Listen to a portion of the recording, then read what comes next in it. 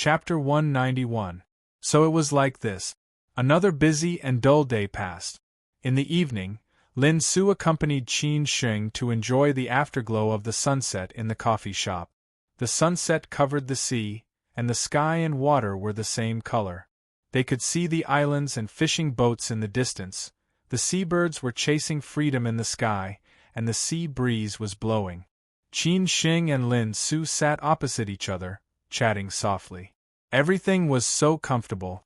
When An came up to ask Lin Su about some small matters, Lin Su asked An to call Song Dai, the only boy who followed her out last night. Spring Breeze was basically made up of women, but there were still 4 men. 2 of them were part-time students.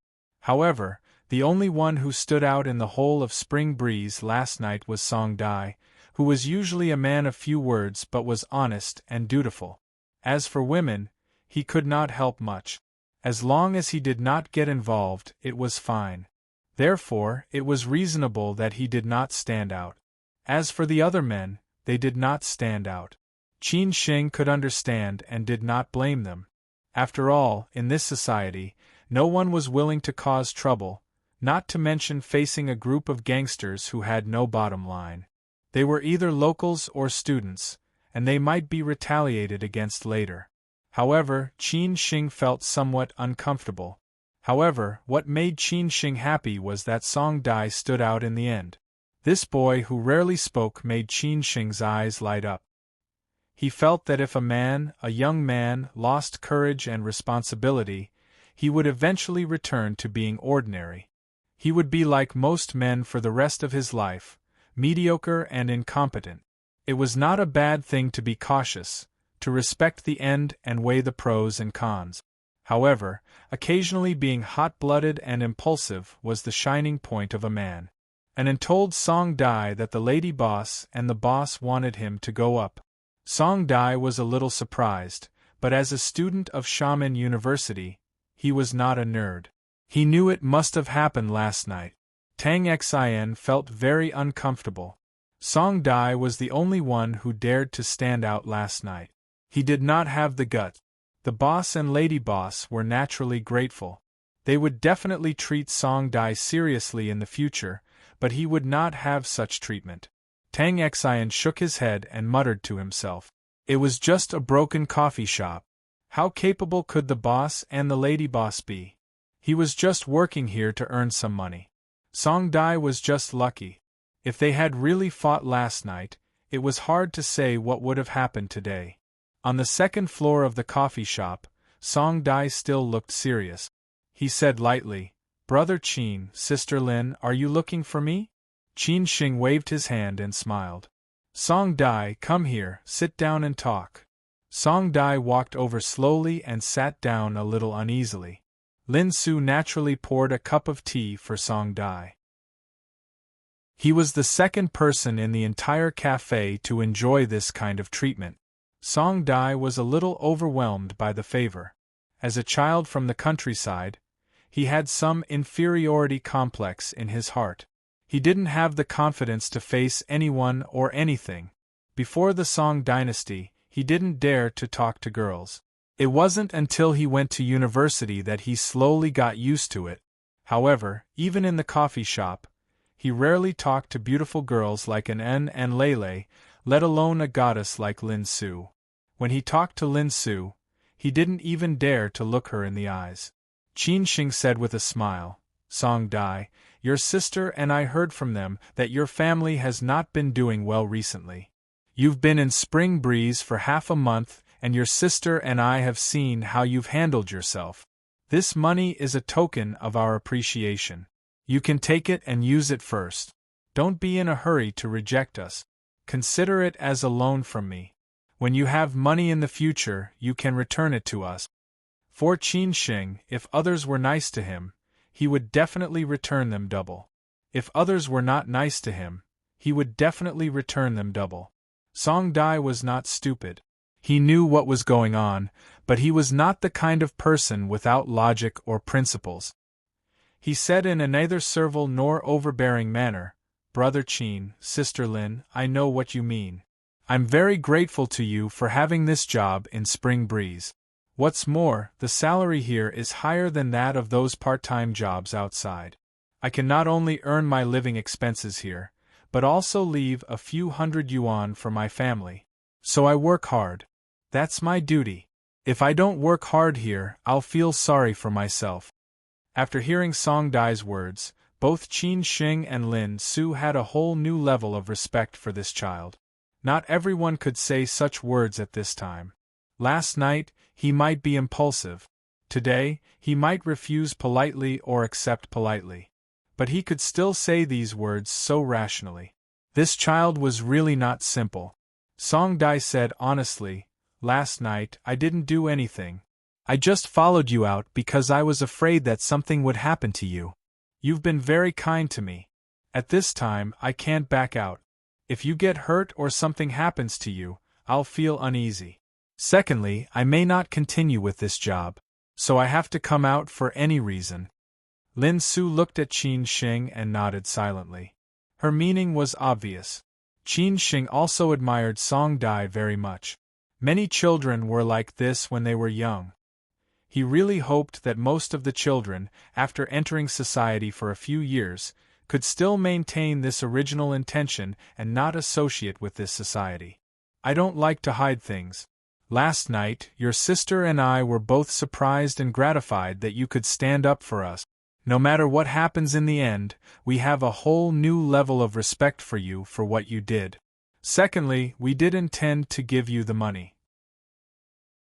We heard about what happened to your family, but we wanted to give you only 5,000 yuan. After all, who doesn't have family issues? I'm still lame. I gave you 10,000 yuan because we are grateful to you for what happened last night. Finally, you have to take the money. Don't care about your reputation at this time.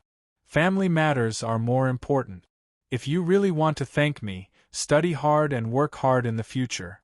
Song Dai's words made him think that it was a simple thing to do at first.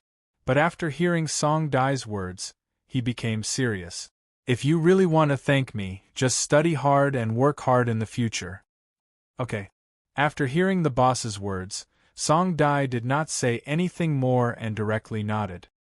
His decisiveness surprised Qin Sheng and Lin Su once again. Song Dai stood up and picked up the paper bag. He gritted his teeth and said, "Brother Qin, Sister Lin, thank you. I'll definitely return the money. I'll get to work first." After saying that, Song Dai left. His eyes were a little moist. This reminded him of what his mother had said before. God would not mistreat kind people. As long as they were willing to give, they would be rewarded eventually. After Song Dai left, Qin Sheng and Lin Su fell into silence. Qin Sheng was very emotional. He really admired Lu Jiang, by whom he met a few days ago. Today, he saw Song Dai in his truest form, and it made him look at him in a different light. Who said that it's hard for a poor family to produce a noble son? Lin Su said thoughtfully. For such a child, as long as he was not anxious for success and did not take the wrong path, if he did not succeed, God must be blind. Qin Sheng smiled faintly and said, "This reminds me of what others told me in the past.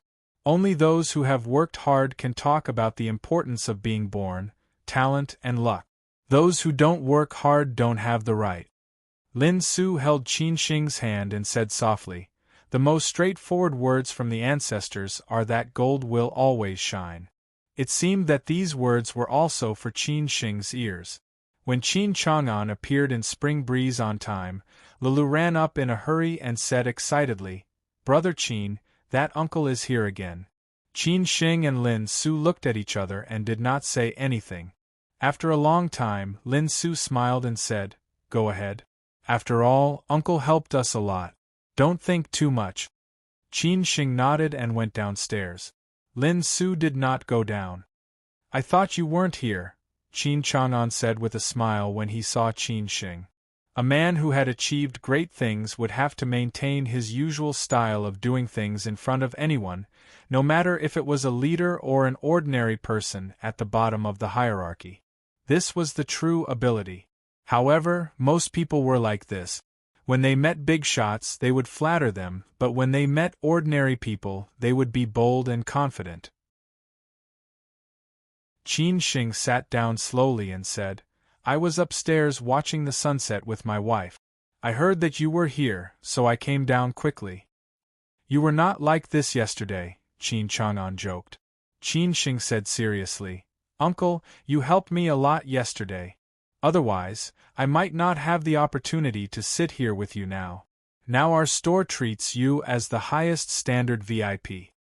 I still hope that you treat me as an ordinary person, Qin Chang'an said casually. He really did not want to lose their original identities when they were in contact. This was really not good, and it was not good for his future development with Qin Shing. Qin Shing felt that since he already knew something, there was no need to hide it, which would make people feel that he was hypocritical. So he said directly, I can. But those kids in the store, yesterday, were guessing what kind of big-shot uncle is who can directly contact the deputy mayor. They have never seen such a person. Are you also guessing? Qin Chang'an joked. But judging from your style of talking, you should be more experienced than them. Otherwise, you would not talk to me like this. To be honest, I am also guessing, Qin Shing said honestly. Qin Chang'an explained with a smile, I used to work in Xiamen, so I made some friends. Later, I went to Beijing until I retired. This is also the reason why I have to live in Xiamen for a period of time every year. I see. Qin Shing nodded and said meaningfully. Qin Chang'an did not dare to talk further. He said casually, Today I came here to say hello to you. I have to go back to Beijing tomorrow. There is something I need to deal with. But I will come to Xiamen after I am done. It is rare to meet a young friend like you. We can be considered friends despite the difference in age. Uncle, have a safe trip. Spring breeze welcomes you again, Qin Shing said softly.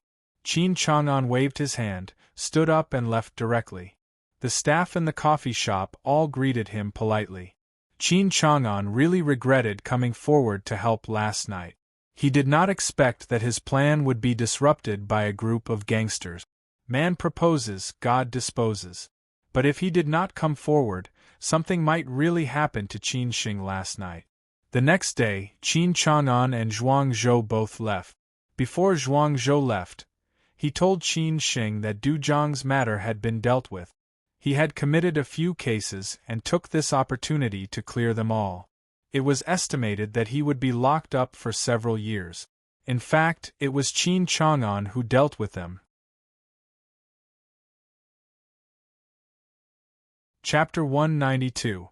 Recovery, Choice, Begging for monthly votes, Begging for collection, Begging for support. Naturally, Chief Qin did not know about the relationship between Qin Shing and that uncle. He was also too lazy to care about their relationship. As long as this brother did not get into trouble in his jurisdiction, he would be thankful. So he hurried over to make friends and comfort him. Qin Chang'an and Zhuang Zhou were both gone. Qin Shing's life returned to peace again. He went to the rehabilitation center to train, went to Xiamen University to attend classes, and spent the rest of his time in Spring Breeze. He spent the rest of his time with his wife. He did not think too much and only wished for his body to recover as soon as possible. After all, this was the foundation of everything. Du Fei would also go to Spring Breeze to help out when she had nothing to do, but it was not a part-time job. This girl was a straight-A student and wanted to continue her studies. So she spent most of her time in the study room and the library. In the past 2 days, she had overheard others talking about what had happened that night in the coffee shop. Only then did she know that she had almost made a big trouble for Qin Shing and Spring Breeze. She went home and told her mother about it. Auntie Tang immediately called Lin Su and insisted on treating them to dinner that night. Qin Shing and Lin Su could not refuse, so they had dinner at a Min Nan restaurant nearby. In order to thank Qin Shing and Lin Su, Auntie Tang specially bought a bottle of good red wine. This treatment made Qin Shing and Lin Su feel a little embarrassed. After the dishes and wine were served, Auntie Tang's family raised their glasses and said, "Qin Shing, I really did not expect that he almost caused trouble for you. If something really happened that night, I don't know how to face you." Lin Su smiled and said, "Auntie Tang, it's not as serious as you think. It's fine in the end. We can't let Qin Sheng watch him bully you all the time. It's not easy for you all these years. My life was ruined by him. Without him, I might be very happy now, but maybe this is my fate," Auntie Tang said with some grievances. Du Fei felt very sad and comforted. "Mom, you still have me and my brother. We will definitely be filial to you so that you won't have to suffer in the future." "Mom is satisfied with your words," Auntie Tang said with emotion. Qin Sheng said faintly, "Auntie Tang, Du Jiang has been arrested. I heard from Director Chen of the police station that he has a lot of criminal records. If he is arrested this time, he may be sentenced to a few years in prison. You don't mind, do you?" "I can only be at ease if this kind of person is locked up. How can I have any opinion? I have to thank you," Aunt Tang said quickly. She and Du Jiang had no feelings for each other, and all that was left was hatred. If it were not for Du Fei and Du Feng, she would have wanted to die with him, but she was reluctant to give up her children. Du Feng gritted his teeth and said, "Mom, don't worry. When he is released, I have grown up. If he dares to bully you, I will teach him a lesson. You'd better study hard and find a stable job in the future. Then I'll be relieved," Aunt Tang said. These two children were really sensible. Maybe it was God's compensation to him. After that, Aunt Tang turned to Du Fei and Du Feng and said, "Fei Fei, Xiaofeng, from now on, you must treat Brother Qin and Sister Lin as your real brother and sister. No matter what they need, you must help them. Do you hear me?" "Yes, Mom." "Don't worry," Du Fei and Du Feng said at the same time. Qin Sheng and Lin Su were really a little embarrassed. It was just an ordinary help. After all, Aunt Tang treated them very well. They just wanted to return the favor. They did not expect that Aunt Tang would take it so seriously. After dinner, the two families went back to the Pearl Bay district together. The weather in Xiamen was getting hotter and hotter. Day after day, Qin Sheng and Lin Su's life was still ordinary. However, Qin Sheng's body was getting better and better. Dr. Zhao gradually increased the intensity. Qin Sheng also had a lot of special training methods, such as practicing Tai Chi and punching skills that were not too domineering. A month later, Qin Sheng completely threw away his walking stick and was no different from an ordinary person. 2 months later, Qin Sheng's body had recovered more than half of its peak. He began to practice the martial arts that his previous masters taught him and what he learned from Chang Baji. Qin Sheng felt that he had to improve his strength so that he would not take risks next time. If his strength could reach Chang Baji's level, the probability of him surviving in danger would also increase. Qin Sheng had stayed in Xiamen for nearly 4 months. During this period, Qin Chang'an came to Xiamen intermittently. However, he did not stay for too long each time. Basically, he stayed for no more than 3 days. Qin Sheng was already used to this uncle's style and treated him as an old friend. Qin Chang'an also began to teach Qin Sheng many principles and experiences of how to behave and do things intentionally or unintentionally, which made him feel quite accomplished. It made him feel that he was making up for the gap of 20 years. However, Qin Chang'an was very lucky that Qin Sheng did not have too much of a generation gap with him. In many ways of doing things, Qin Sheng was very similar to him. He was afraid that the old master would not teach Qin Sheng to be like him. In this case, there would be more conflicts between them when they recognized each other in the future. Therefore, there was one time when Qin Chang'an was drunk and half sober. He showed off to Gongsun that this was his son.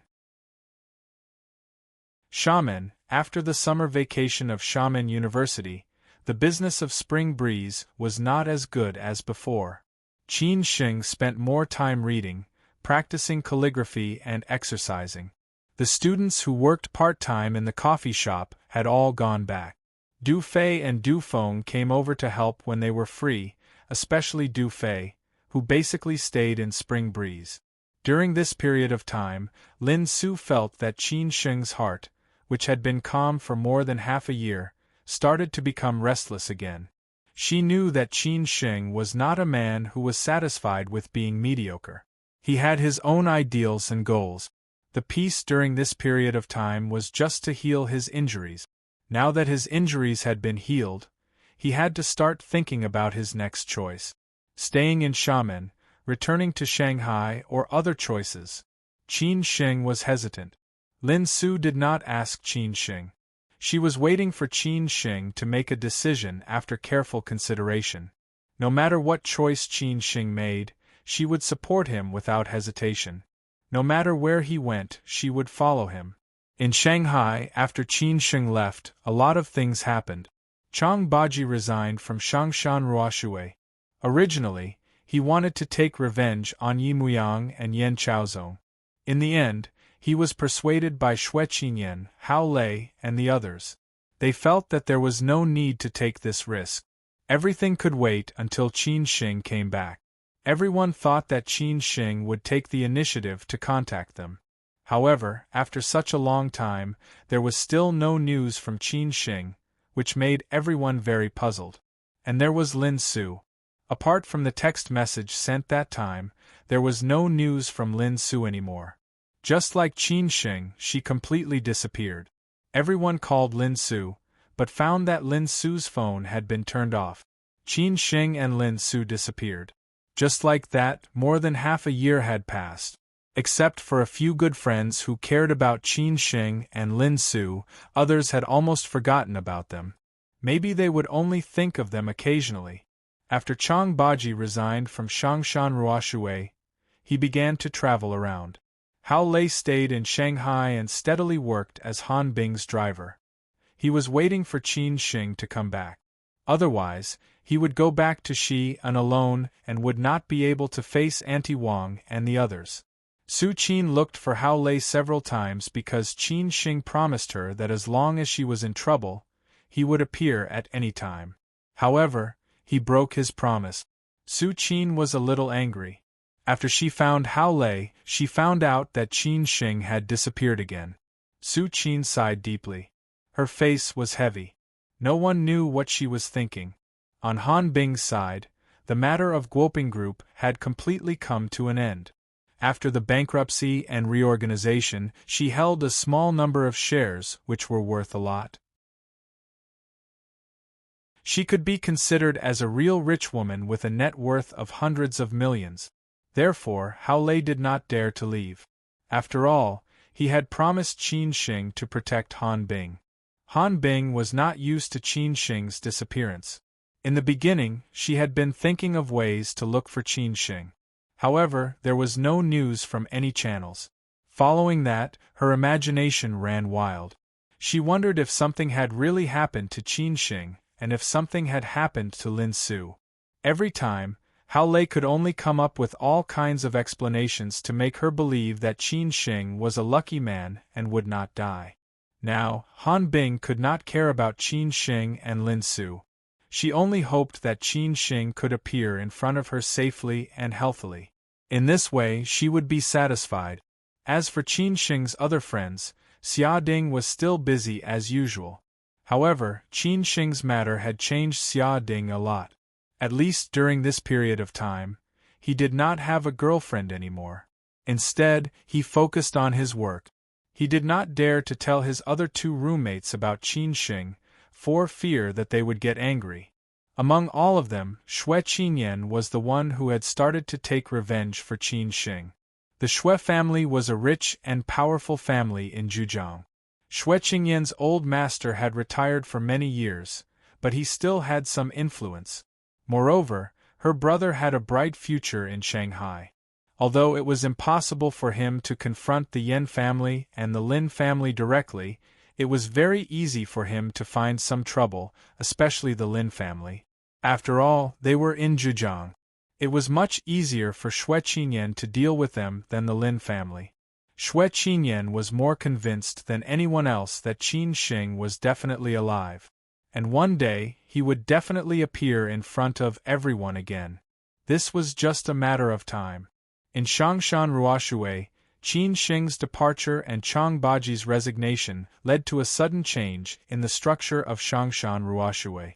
After all, Yi Muyang was one of the masterminds behind Qin Shing's accident. Wang Haichao successfully became the manager of Changshan Ruoshui's reception department. Liu Yuan and Yu Fengji directly resigned without hesitation, because they knew that Wang Haichao would definitely not let them go. Instead of being bullied here, it was better for them to change jobs. Anyway, they had earned a lot these few years. Following that, a few artists also resigned. It was another weekend evening. Qin Shing sat by the bed, reading and drinking tea in a daze. Lin Su was chatting with Du Fei. Occasionally, she would raise her head and look at Qin Shing. Her eyes were full of tenderness. At the same time, a flight from Beijing had just landed in Xiamen. A woman dressed very exquisitely walked out of the airport in a hurry. After she was picked up by an Audi A8L, she went straight to Spring Breeze. Half an hour later, the Audi A8L stopped by the roadside. The woman walked alone to Spring Breeze. She was very excited but also very uneasy. It seemed that every step she took was especially heavy.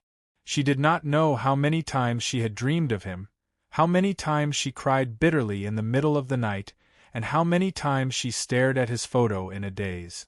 She was very afraid that she would really not see him again in her lifetime. She was more willing to exchange everything she had now to see him one more time.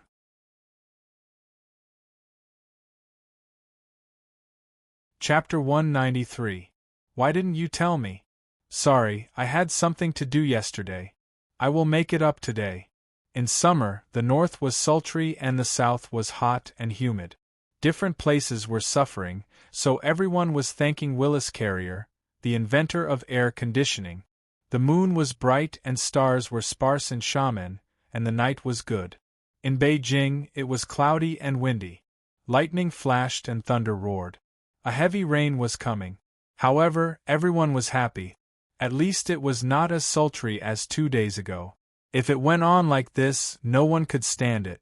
In the alley of Dongqing district, Qin Chang'an, who had no social activities or dinner parties today, sat on the balcony on the second floor.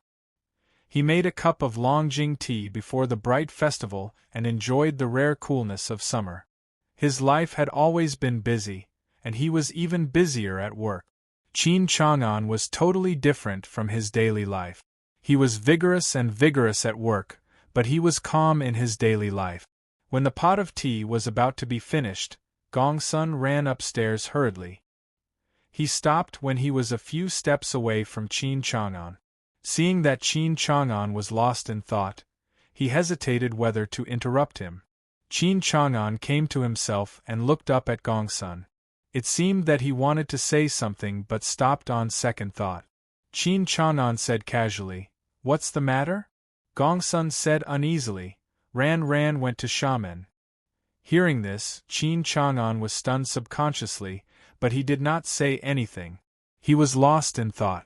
Yes, the woman who rushed to Xiamen overnight and was already at the door of Spring Breeze was Qin Ran, Qin Shing's sister. Gongsun did not disturb her. He just got the news. He did not know who leaked the news, but Qin Ran knew that her brother, who had been missing for years, was finally found and his location was confirmed. Out of love, Gongsun hoped that the sister and brother could meet each other as soon as possible.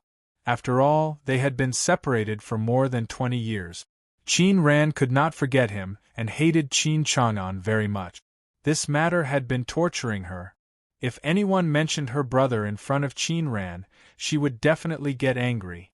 This became her most vulnerable point. She had been looking for her brother for more than 20 years. However, it had been too long. It was like looking for a needle in a haystack. Now, she finally found her brother. Naturally, Qin Ran could not wait to meet him. She did not care about what Qin Chang'an thought. However, for the sake of reason, Gongsun felt that Qin Chang'an's plan was very safe. Qin Chang'an would slowly get to know Qin Shing, build up their relationship, understand what kind of person Qin Sheng was, and then recognize him. There would be less resistance. Now, the plan was about to succeed. However, Qin Ran went to see Qin Chang'an in a hurry, which meant that all her previous efforts would be in vain. If Qin Sheng knew that Qin Chang'an had done this, he would be dissatisfied with Qin Chang'an and resist him. Gong Sun was not in a hurry to call Qin Ran to stop her. Otherwise, their relationship might fall into a stalemate. Instead, he directly called Qin Chang'an. It has been more than 20 years. Qin Chang'an sighed. He did not feel angry at all. Instead, he felt somewhat relieved. His daughter had complained about him for so long. Now, it was time for the dust to settle. Gong Sun was surprised. Then what about your plan? Qin Chang'an shook his head and said, plans can't keep up with changes. I reckon that they have already seen it. What else can I do? Am I supposed to stop her? If so, won't she hate me to death? Gong Sun was also very helpless. Since it had come to this, there was really no other way. When he knew about this, Qin Ran had already arrived in Xiamen. Gong Sun sighed and said, then, should we call her? No need. She will call me. I will wait for her call, Qin Chang'an said thoughtfully. He was indeed very calm. Maybe it was because he knew Qin Ran well. Gong Sun nodded silently and said no more. After a few thunder and lightning, the heavy rain came as expected. Raindrops as big as beans fell from the sky. Qin Chang'an, who had returned to the study, looked at the heavy rain outside the window. However, there was a smile at the corner of his mouth. The Qin family had not been popular for a long time. If Qin Ran and Qin Sheng both got married and had children, then the Qin family should be very lively. At that time, he could also enjoy his old age in peace. At the entrance of Spring Breeze in Xiamen, Qin Ran did not know how long she had been standing at the entrance. At this moment, her feelings were really complicated. She was excited, expectant, uneasy, and irritated. After all, it had been more than 20 years. She had been separated from her brother for more than 20 years. She had been thinking about it day and night, waiting for this day. Now, she was finally going to see him. How did she know? Because these few months, Qin Chang'an had gone to Xiamen too many times. Qin Ran felt that something was wrong. She called Qin Chang'an and asked him, but he always said that he was on a business trip. When she asked others, their answers were also messy. After all, she did not hear from the company's top management that there was any new investment in Xiamen. Moreover, the current business in Xiamen was not worth Qin Chang'an's presence. Therefore, Qin Ran found someone from her uncle to follow Qin Chang'an. After all, she knew that the people around Qin Chang'an were not ordinary people. Only her uncle could help. However, she did not tell her uncle what was going on. After investigating, she just found out the whole story. Every time Qin Chang'an went to Xiamen, it was not because of work or business trip. He just lived in a residential area called Pearl Bay Garden. Every day, he would go to a coffee shop called Spring Breeze on time and chat happily with the boss of the coffee shop. The boss of the coffee shop was called Qin Sheng. When Qin Ran knew this name, she had already guessed it. She was very shocked. When she saw the photos, Qin Ran was completely sure. They were so similar. They were totally carved from the same eyes. It was him. This was her brother. At that moment, Qin Ran cried and laughed while looking at the two photos in her hand. She really did not know how to express the excitement in her heart. This was her brother, her biological brother. She had been thinking about him for more than 20 years. She had thought about what he might look like. She had thought about it countless times. Now that she finally saw him grow up, she was even more narcissistic. My brother is handsome and spirited. After she calmed down, Qin Ran directly chose to go to Xiamen. She did not inform anyone, let alone call Qin Chang'an. It was because she could not wait anymore. She just wanted to see him in the next second.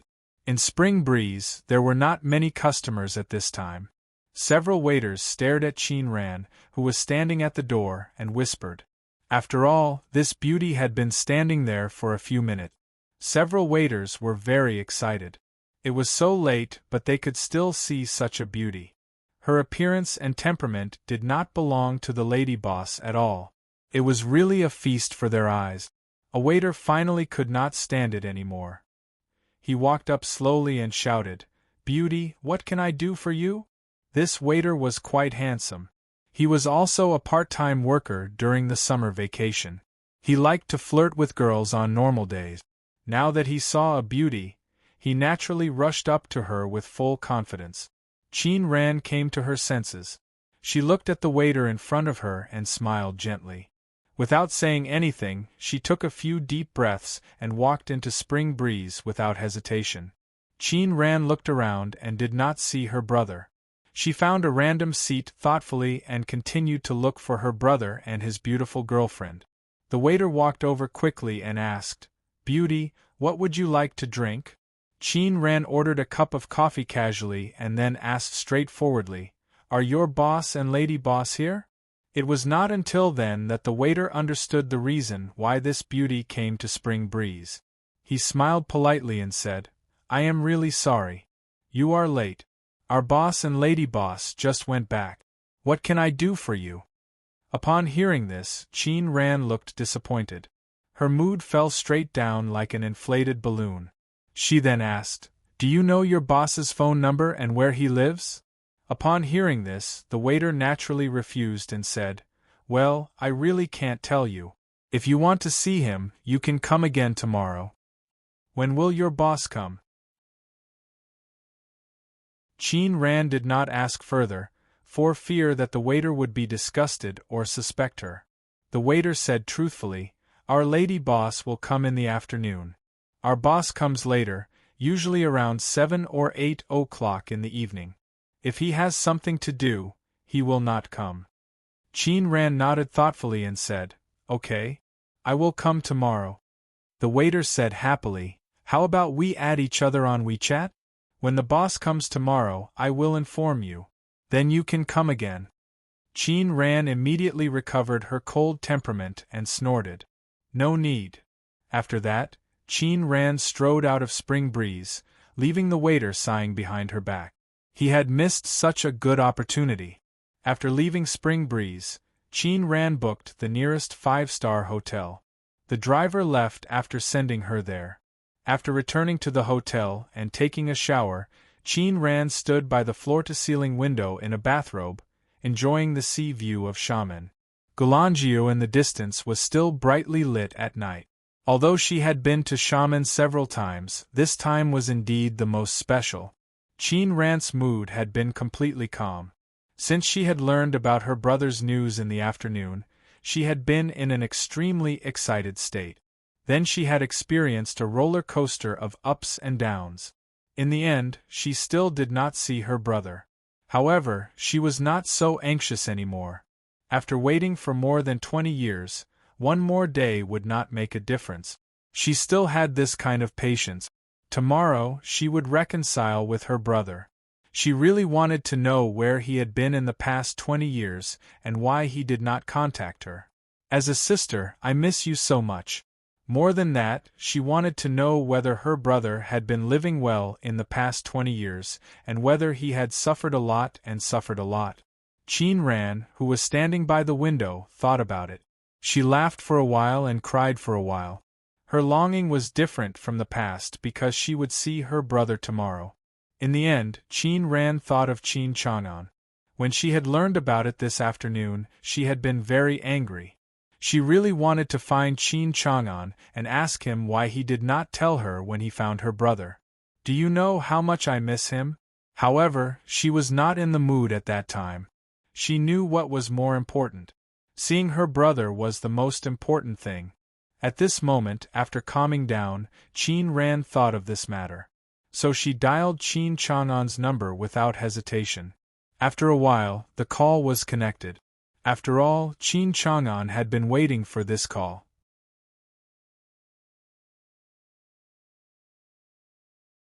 Chapter 194. It was so familiar.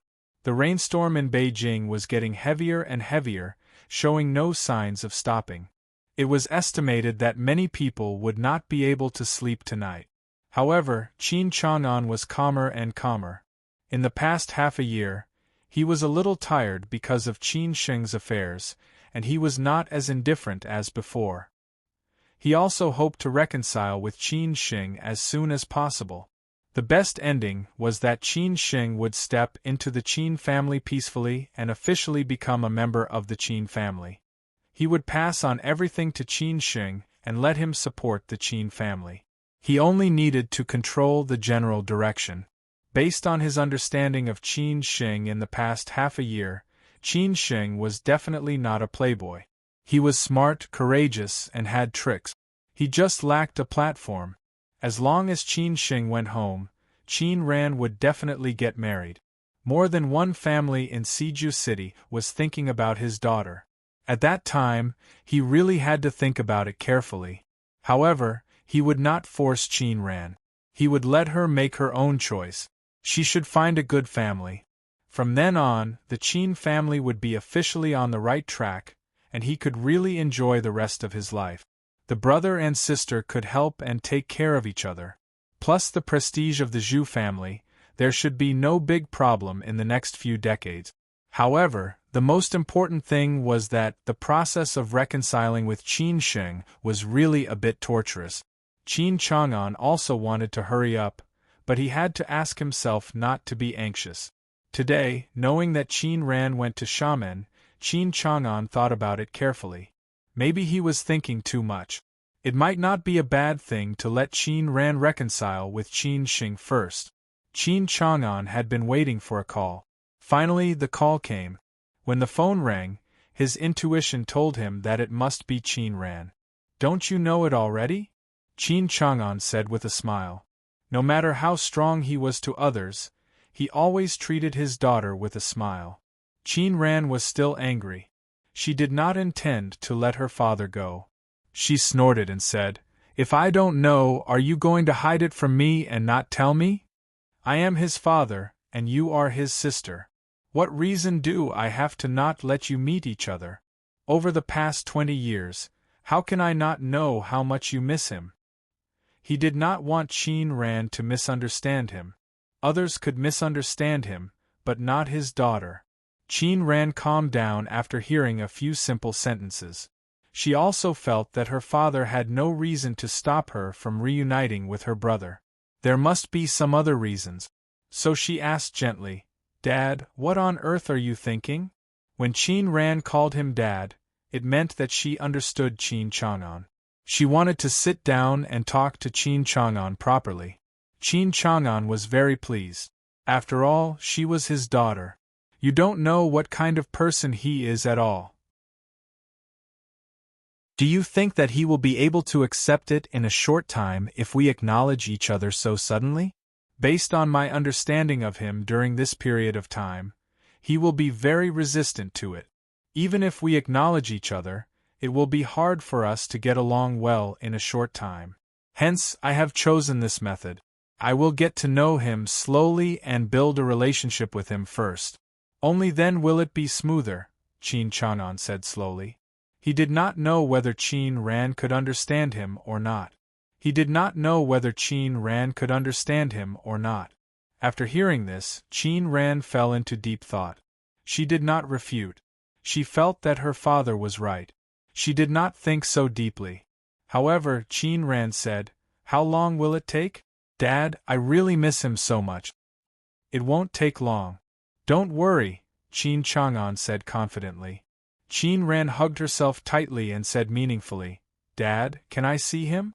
I want to see him, so I can see him." "You are his sister. This is your right." Qin Chang'an nodded and said. Qin Ran said with red eyes, "I'm afraid that I can't help it." "If you really can't help it, then don't. I won't blame you no matter what you do." Qin Chang'an comforted her. He had experienced too many storms and was used to all kinds of things. His heart had long been unmoved. However, Qin Ran was different. She was just an ordinary woman. How could she be like him? Qin Ran wiped away her tears. She believed that her father also wanted to reunite with her brother, but it was not the right time yet. They had waited for so many years, so they did not care about the delay. Moreover, they had found him, which was more important than anything. At least they would not be dreaming and waiting in vain. Qin Ran asked in a low voice, "Dad, can I see him at any time?" Qin Chang'an chuckled and said, "Dad said that you are his sister. Whatever you do is right." Qin Ran let out a long breath. Well, since her father was gradually getting to know him and building a relationship with him slowly, she could also do the same. In this way, everything would be smoother. Even if he found out, she believed that he would understand. Well, she would do it this way. At this point, Qin Ran understood Qin Chang'an. She also made up her mind and made up her mind. "Dad, when did you find him?" Everything had been made clear. Today, she had found her brother. At this moment, Qin Ran was in a very good mood. She wanted to have a good chat with her father. After all, she had completely let go of her resentment towards her father today. Qin Chang'an thought for a while and said, "In the first half of last year." Qin Ran teased him with a smile, "I knew it last year.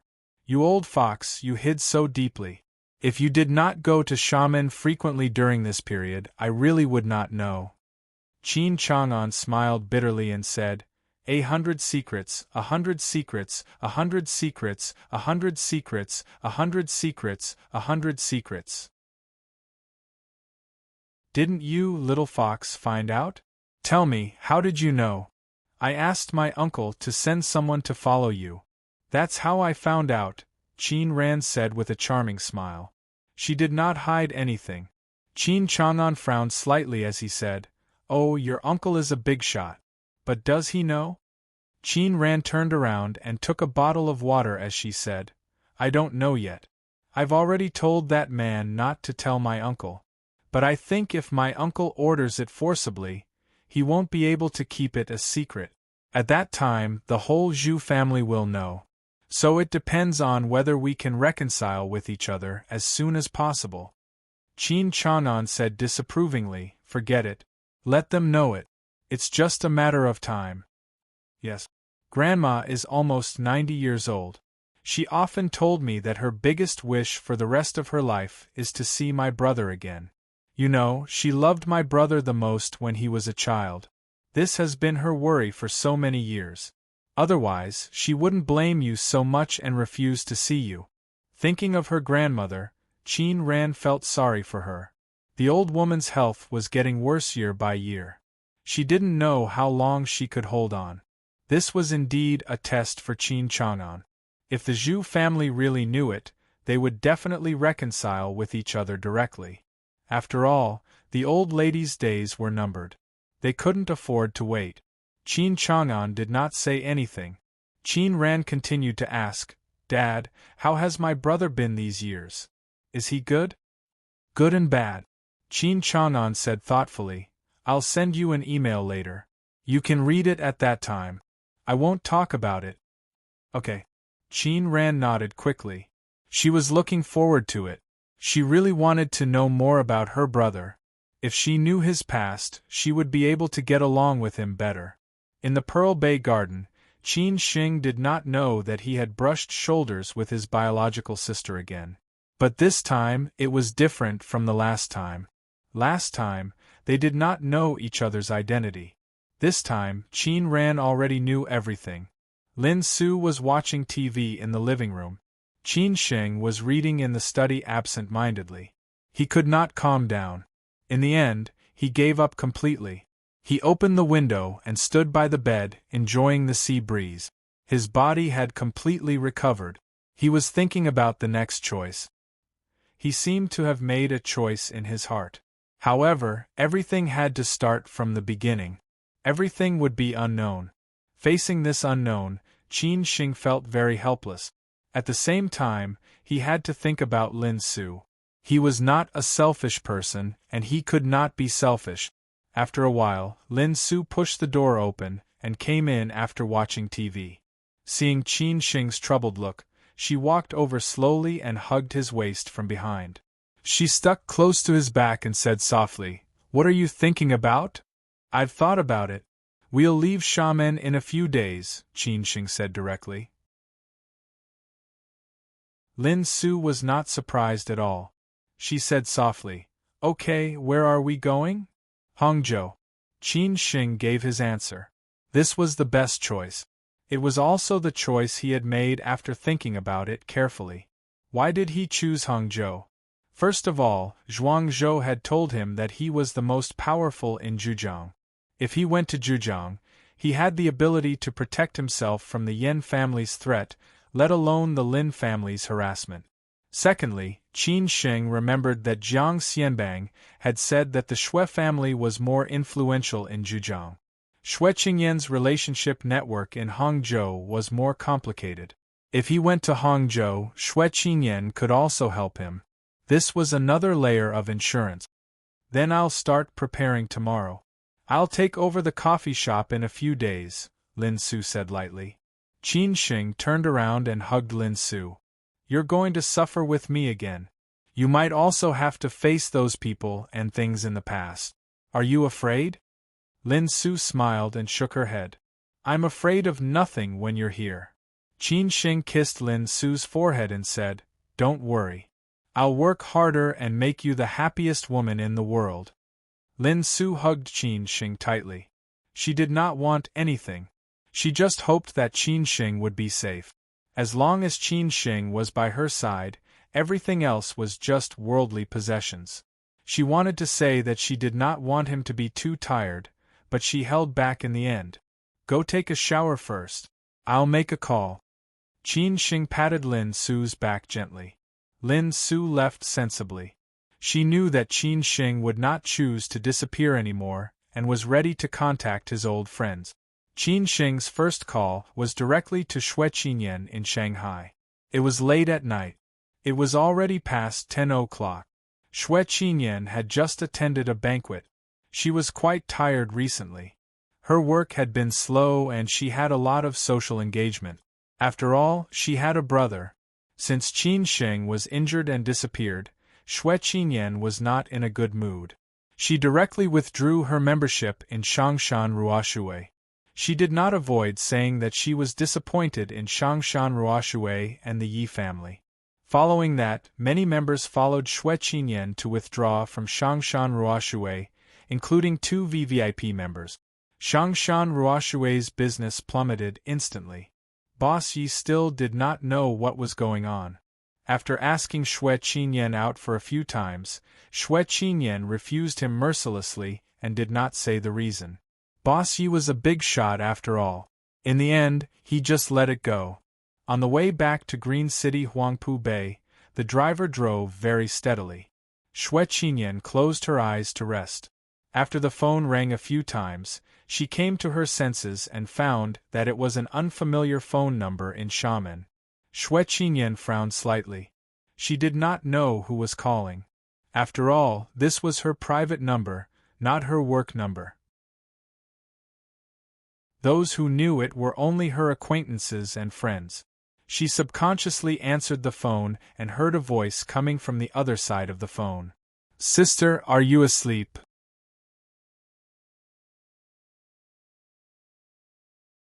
Chapter 195. Why was she crying? For most people, they could live on without anyone. Qin Sheng's departure could not change Shui Qingyan's life. Over the years, many people had passed by her like shooting stars. She had long been used to this rhythm. However, Qin Sheng had a different weight and feeling in her heart. She admired this young man's way of doing things. Therefore, Shui Qingyan asked Qin Sheng to call her sister. Therefore, after Qin Sheng had an accident, Shui Qingyan used her family's power to take revenge for him. Perhaps it was fate. Unlike others, she did not think that Qin Sheng was dead. Instead, she firmly believed that Qin Sheng was still alive. Sooner or later, he would appear in front of her unscathed. Now, her feeling was right. Qin Sheng. Shui Qingyan, who was a little tired, woke up instantly. She did not expect to have such a surprise on such an ordinary night. She asked in a trembling voice. Although they had been separated for more than half a year, Qin Sheng did not feel strange. He teased her in a familiar way. Ha ha, I thought you had forgotten me. But I promise, I am a human, not a ghost. What are you talking about? How could I forget you? You saved me several times.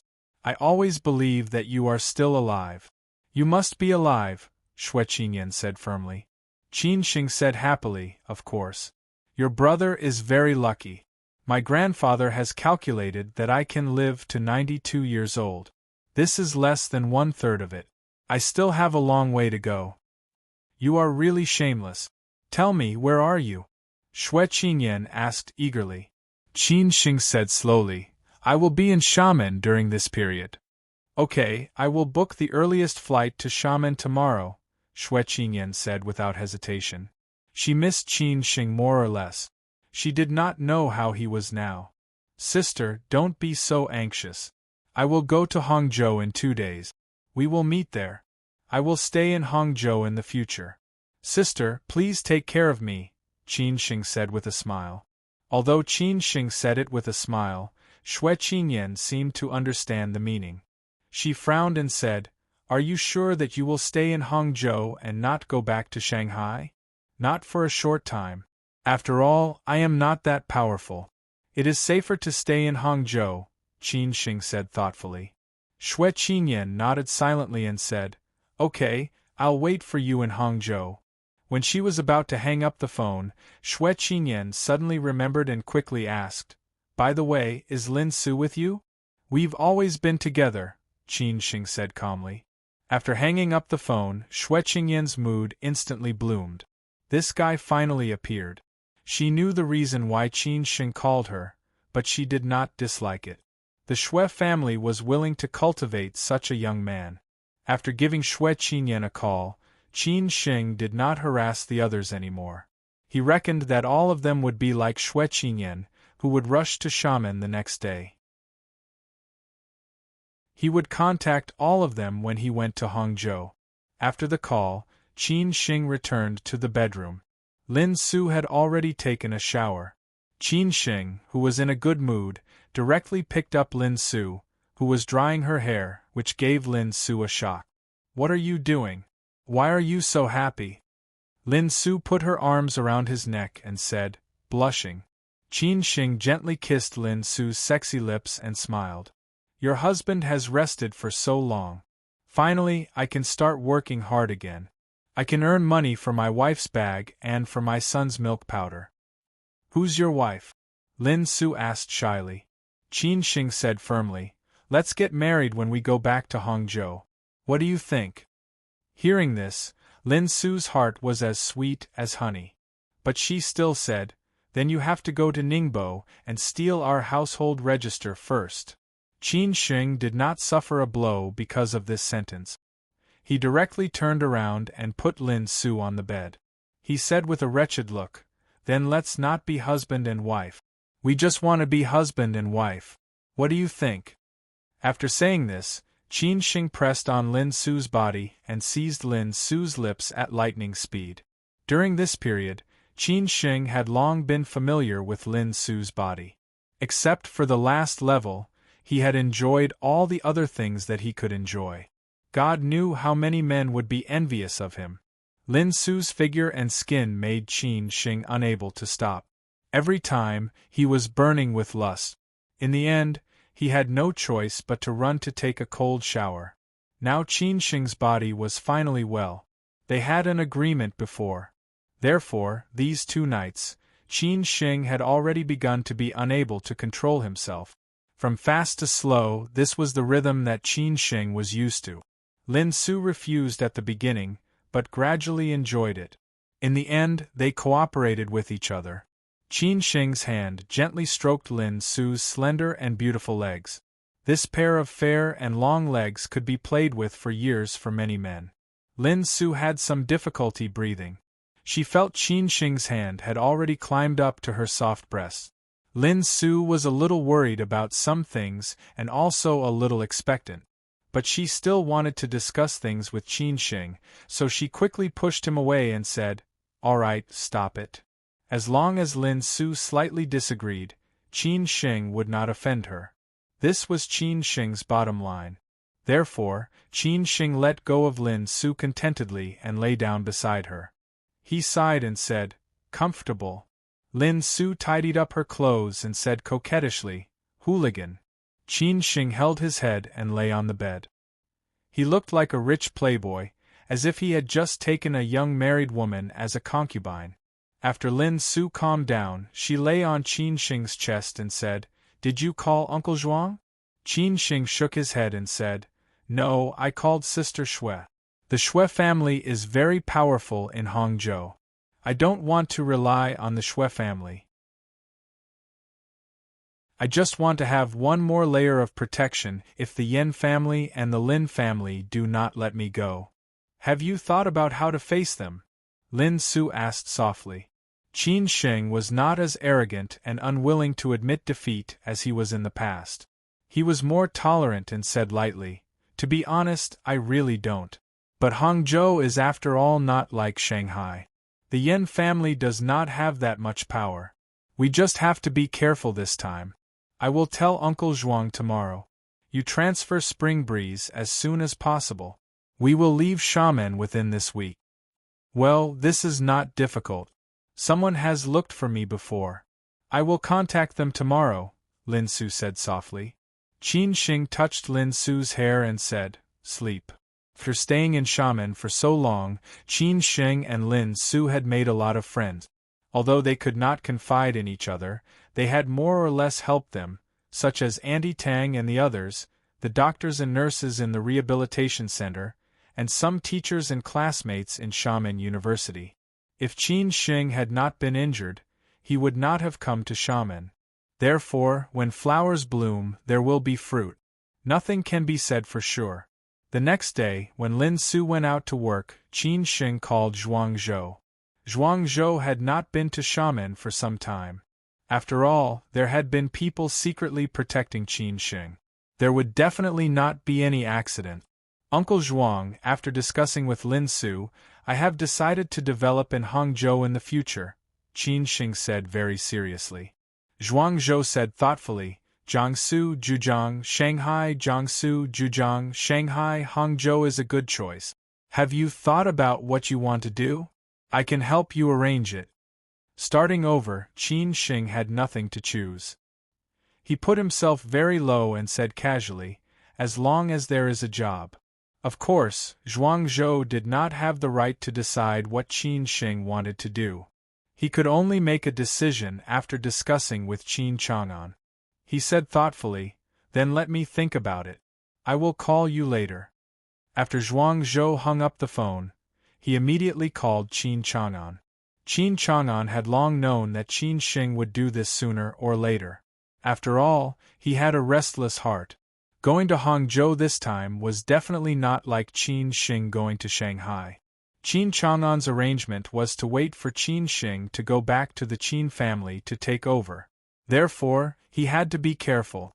As for Qin Ran, after waking up, she took a walk by the beach alone. After returning to the hotel and having breakfast, she started to work, such as holding video conferences and dealing with documents. She was not that kind of vase. She graduated from the Department of Economics and Management of Tsinghua University and had a double bachelor's degree. When she was studying abroad at Harvard, she got an MBA and a double master's degree in law. The real female top student spent all her time on studying. After graduation, she directly entered a company under Qin Chang'an and became the president of a branch company from the bottom level. She was a real strong woman. Otherwise, she would not have attracted so many young talent. Qin Ran could completely calm down when she was working and put her heart and soul into it. However, halfway through, she still asked the driver to go to Spring Breeze to see if Qin Sheng and Lin Su were there. To her disappointment, she did not see them.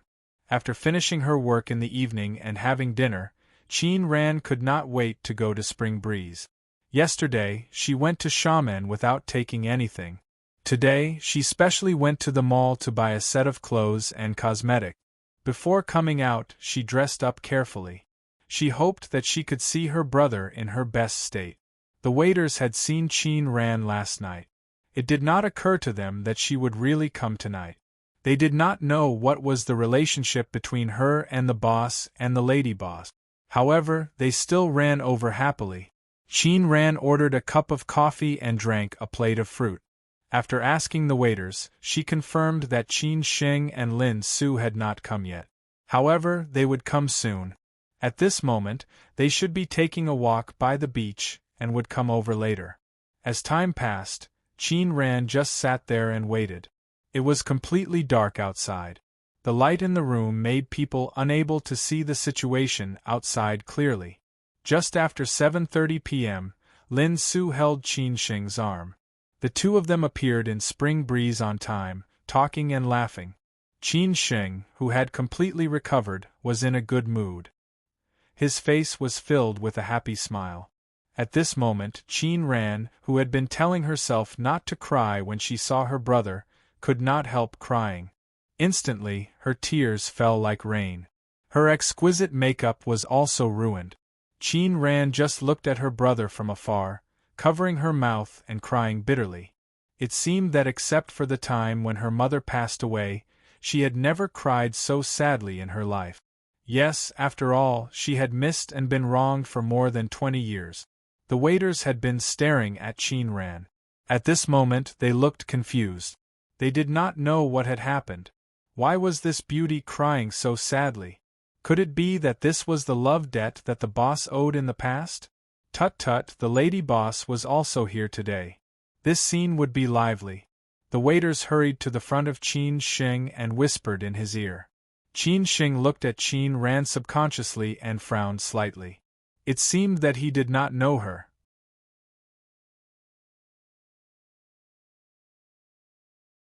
Chapter 196.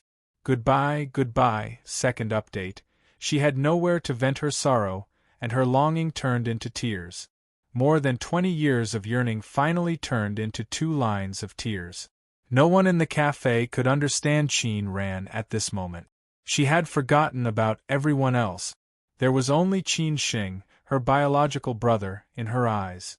How many people could understand this kind of unforgettable pain after being separated from her family for more than 20 years? Now, this thing that had tormented her for more than 20 years was finally over. Her tears were no longer pain and suffering, but happiness and happiness. Qin Sheng was indeed a little puzzled. The staff in the cafe told him that this woman came to look for him last night and came again today. However, Qin Sheng did not know this woman at all. Then why did this woman cry so sadly after seeing him? Could it be that he remembered wrongly? Qin Sheng began to rack his brains to think. Slowly, he had a vague memory. He seemed to have seen this woman somewhere before, but they were definitely not friends. Qin Sheng waved his hand and asked the waiter to go ahead. Then, he lowered his head and whispered in Lin Su's ear, "You go upstairs first, I'll look for you later." Lin Su nodded silently. She trusted Qin Sheng very much. However, Lin Su knew the woman who was sitting in the corner, not far away. She was distressed because she had a very deep impression of this woman. She remembered that when they were in Shanghai last year, their charity bursary foundation held a charity auction party. At that time, this woman appeared in the middle of the auction. It could be said that she had surpassed most of the women present in all aspects. In the end, she even bid for a painting for 8 million. However, Lin Su did not say all these. She was still not sure what the relationship between this woman and Qin Sheng was. Qin Sheng's face was calm. He slowly walked towards the woman who was crying distressingly and passed the tissue to her. After the woman took the tissue, Qin Sheng then sat opposite her.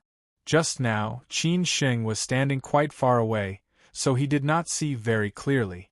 After he got closer and looked at the woman carefully, Qin Sheng's impression of her gradually became clearer.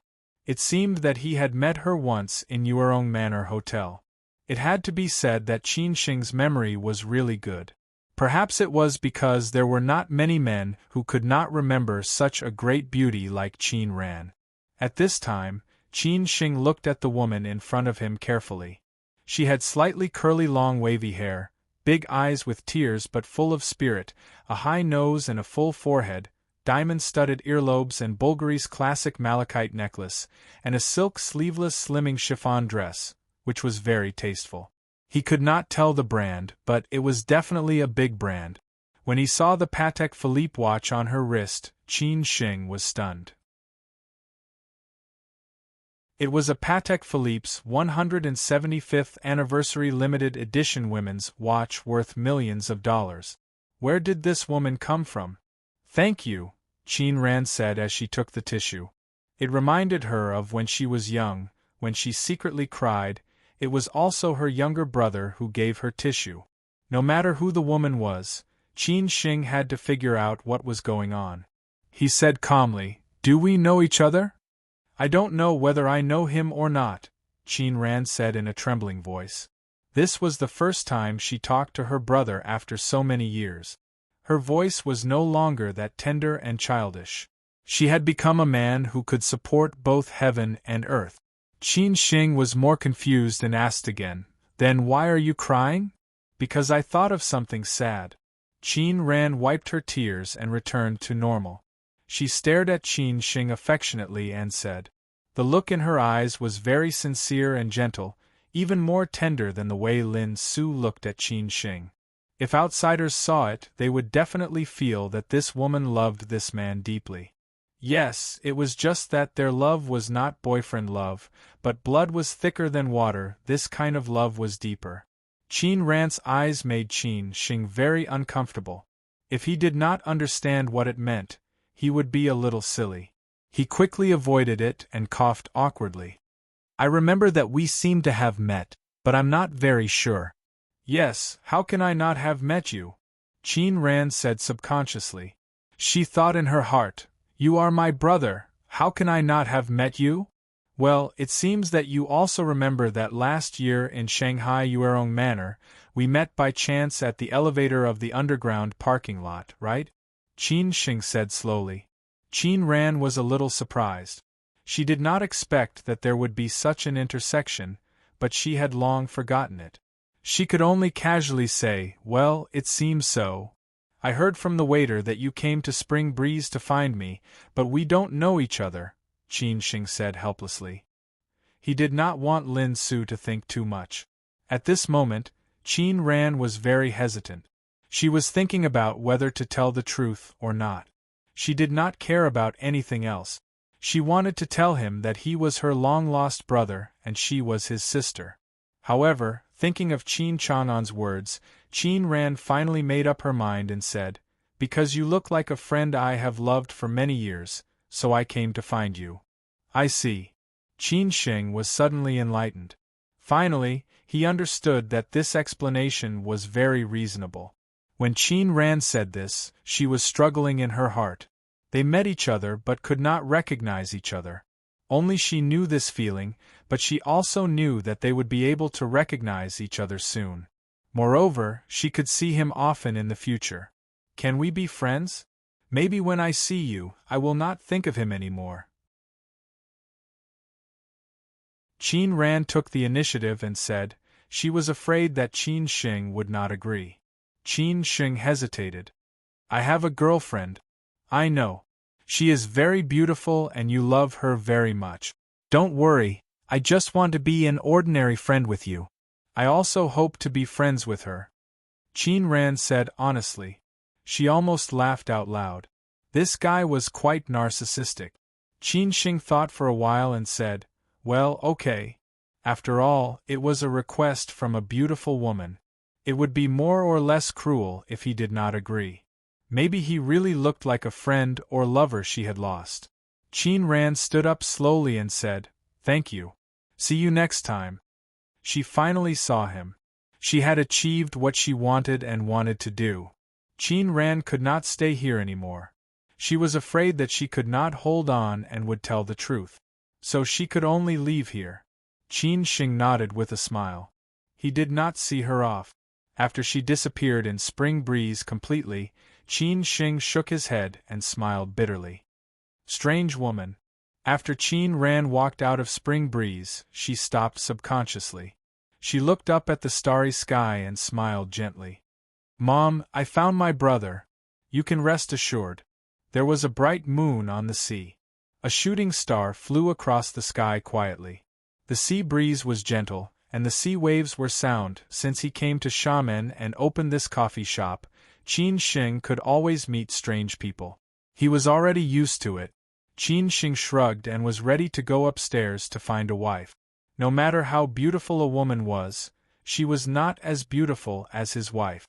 His wife was the most important thing in the world.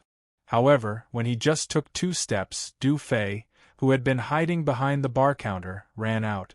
She snorted and said, "Tut, tut, tut. I really don't know how many beautiful women you have cheated in the past. Little girl, what do you know? Go do your thing, I don't even know her." Qin Sheng rolled his eyes at Du Fei and did not bother to respond. Du Fei pouted and said, "I was right. You still don't admit it. I will complain to Sister Lin later. You will go home and kneel on the washboard." Qin Sheng reached out and flicked Du Fei's head. He scolded her with a smile and went upstairs to find Lin Su. On the 2nd floor, Lin Su was holding a notebook and making an offer for the coffee shop. She would send it to the buyers who contacted her tomorrow. At that time, she would choose the most suitable one. After Qin Sheng came up, Lin Su stared at Qin Sheng with a playful smile and waited for his explanation. Qin Sheng did not dare to hide anything. He told her what had happened just now. Lin Su was very confused and said, "You don't know her. How did she find this place?" "How would I know?" Qin Sheng said with a smile. Lin Su said subconsciously, "But I have seen her before. It was at a charity auction dinner last year. At that time, she was a more dazzling beauty. The people around her were all famous playboys in the Bund." Qin Sheng looked at Lin Su in surprise. He did not expect that Lin Su actually knew this woman. He asked immediately, "Do you know her name?" "I don't know." Lin Su shook her head and said, "When I go back to Hangzhou, I can ask my friends to find out." Qin Sheng thought about it and did not say anything. Tonight, when the coffee shop was about to close, Qin Sheng and Lin Su did not intend to leave. Lin Su had already informed everyone to go upstairs for a meeting after they finished their work. Everyone was very surprised and confused. It seemed that this was the first time that they had a meeting at night.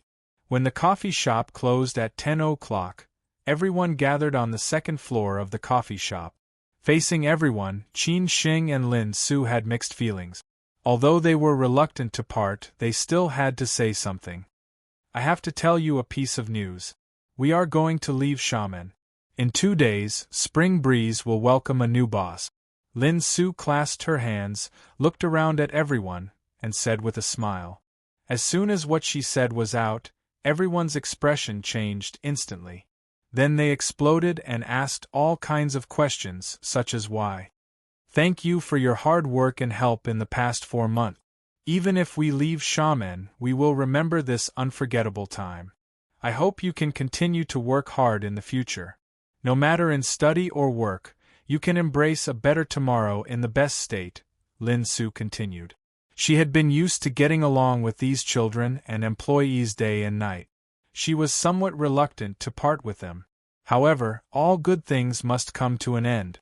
Everyone's journey was also different. Qin Sheng said in a deep voice, "I know you are all very surprised and can't accept it for a while. But this is the truth. We are just passers-by in Xiamen. We have to leave eventually. But we are still friends. You are welcome to visit Hangzhou in the future. Finally, thank you again for your support and help for me and Lin Su in the past 4 months. Thank you." Qin Sheng bowed slightly. Everyone was still reluctant to part with them. Some of their eyes were already red. Qin Sheng and Lin Su began to comfort them. In the end, they had to accept this fact. Half an hour later, everyone left. Only Qin Sheng, Lin Su, and Du Fei were left.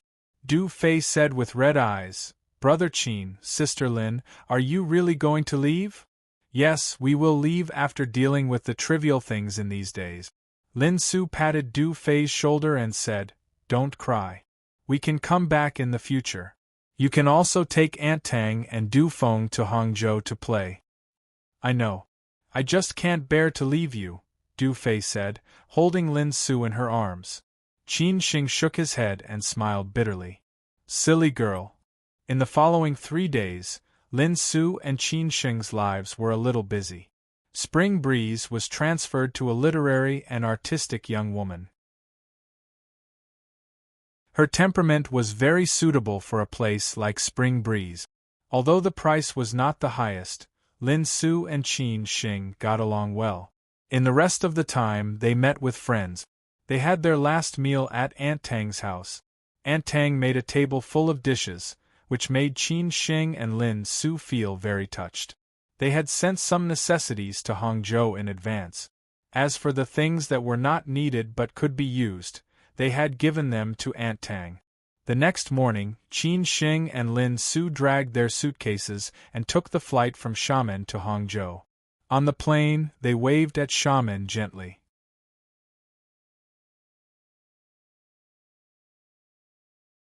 Chapter 197. A New Home, New Month. Looking for monthly tickets. Where's the guaranteed monthly ticket? Qin Xing and Lin Su finally left Xiamen and ended the quiet period of recuperation. A new life was about to begin, and unknown challenges were waiting for them. However, compared to the past, with the protection of the Qin family, Qin Xing's journey would not be very difficult. Before Qin Xing and Lin Su went to Hangzhou, Qin Ran had already returned to Beijing. Although she and her brother did not recognize each other, she was already very satisfied. After all, the knot in her heart for more than 20 years was finally untied. In the future, as long as she missed her brother, she could directly go to see him. Qin Chang'an gave Qin Ran a set of information about Qin Xing. However, it was all ordinary information, which was Qin Xing's basic life trajectory. There were not too many detailed events, such as the previous period. That was because Qin Chang'an knew that if Qin Ran knew that Qin Xing had suffered such a serious injury and almost died on Mount Zhihua, given her temper, she would definitely reconcile with Qin Xing without any hesitation. She would like to see who would dare to bully her brother in the future. The first thing Qin Ran did when she returned to Siju City was to take the initiative to call Qin Chang'an, saying that she wanted to eat the food cooked by Qin Chang'an. Hearing this, Qin Chang'an directly postponed the meeting with several leaders of the Banking Regulatory Commission at noon. Only he had the courage to do this. Then, he went to the vegetable market with Gong Sun and bought a lot of Qin Ran's favorite dishes. When Qin Ran arrived at the Sihiyuan, Qin Chang'an had already made a table full of sumptuous lunch. The chef was just an assistant. He did everything by himself. Only Qin Ran had this kind of treatment. After seeing Qin Chang'an, Qin Ran directly hugged him and said pitifully, "Dad." The years of grievances and conflicts between the father and daughter had disappeared at this moment. Qin Ran did not need to complain about her father anymore. After all, she had found her brother. This home was finally a home. Only the father and daughter sat at the table. Qin Ran said that she wanted to drink with her father. Qin Chang'an directly took out a bottle of 50-year-old Maotai. In the past, he could not bear to drink unless it was a very important occasion. He was really in a good mood today. The father and daughter chatted while eating and drinking. Qin Chang'an was looking forward to the day when the family would reunite. At noon, Qin Xing and Lin Su arrived in Hangzhou. Xue Qinyan had been waiting for them at Shaoshan Airport for a long time.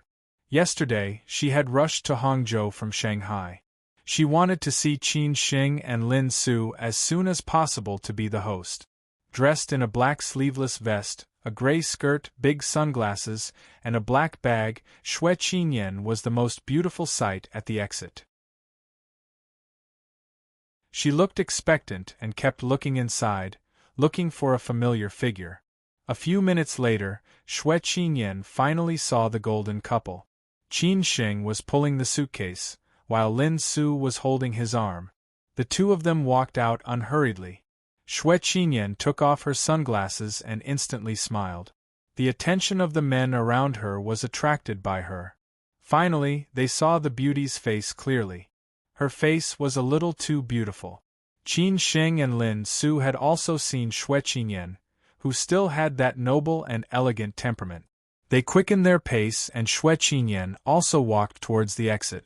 When they were face to face, Xue Qinyan gave Qin Sheng a big hug, not caring about Lin Su, who was next to her. She was even more reluctant to part with him. Lin Su smiled and was not angry at all. She was very pleased that Qin Sheng had such a sister. At this moment, everyone was envious of Qin Sheng. Originally, when Qin Sheng and Lin Su came out, everyone noticed Lin Su, who was a great beauty who was not inferior to Xue Qinyan. They could not help but sigh that there were so many beautiful women in Hangzhou. Unfortunately, the beauty was already taken. They could only sigh. They did not expect that the beauty outside was also waiting for this man.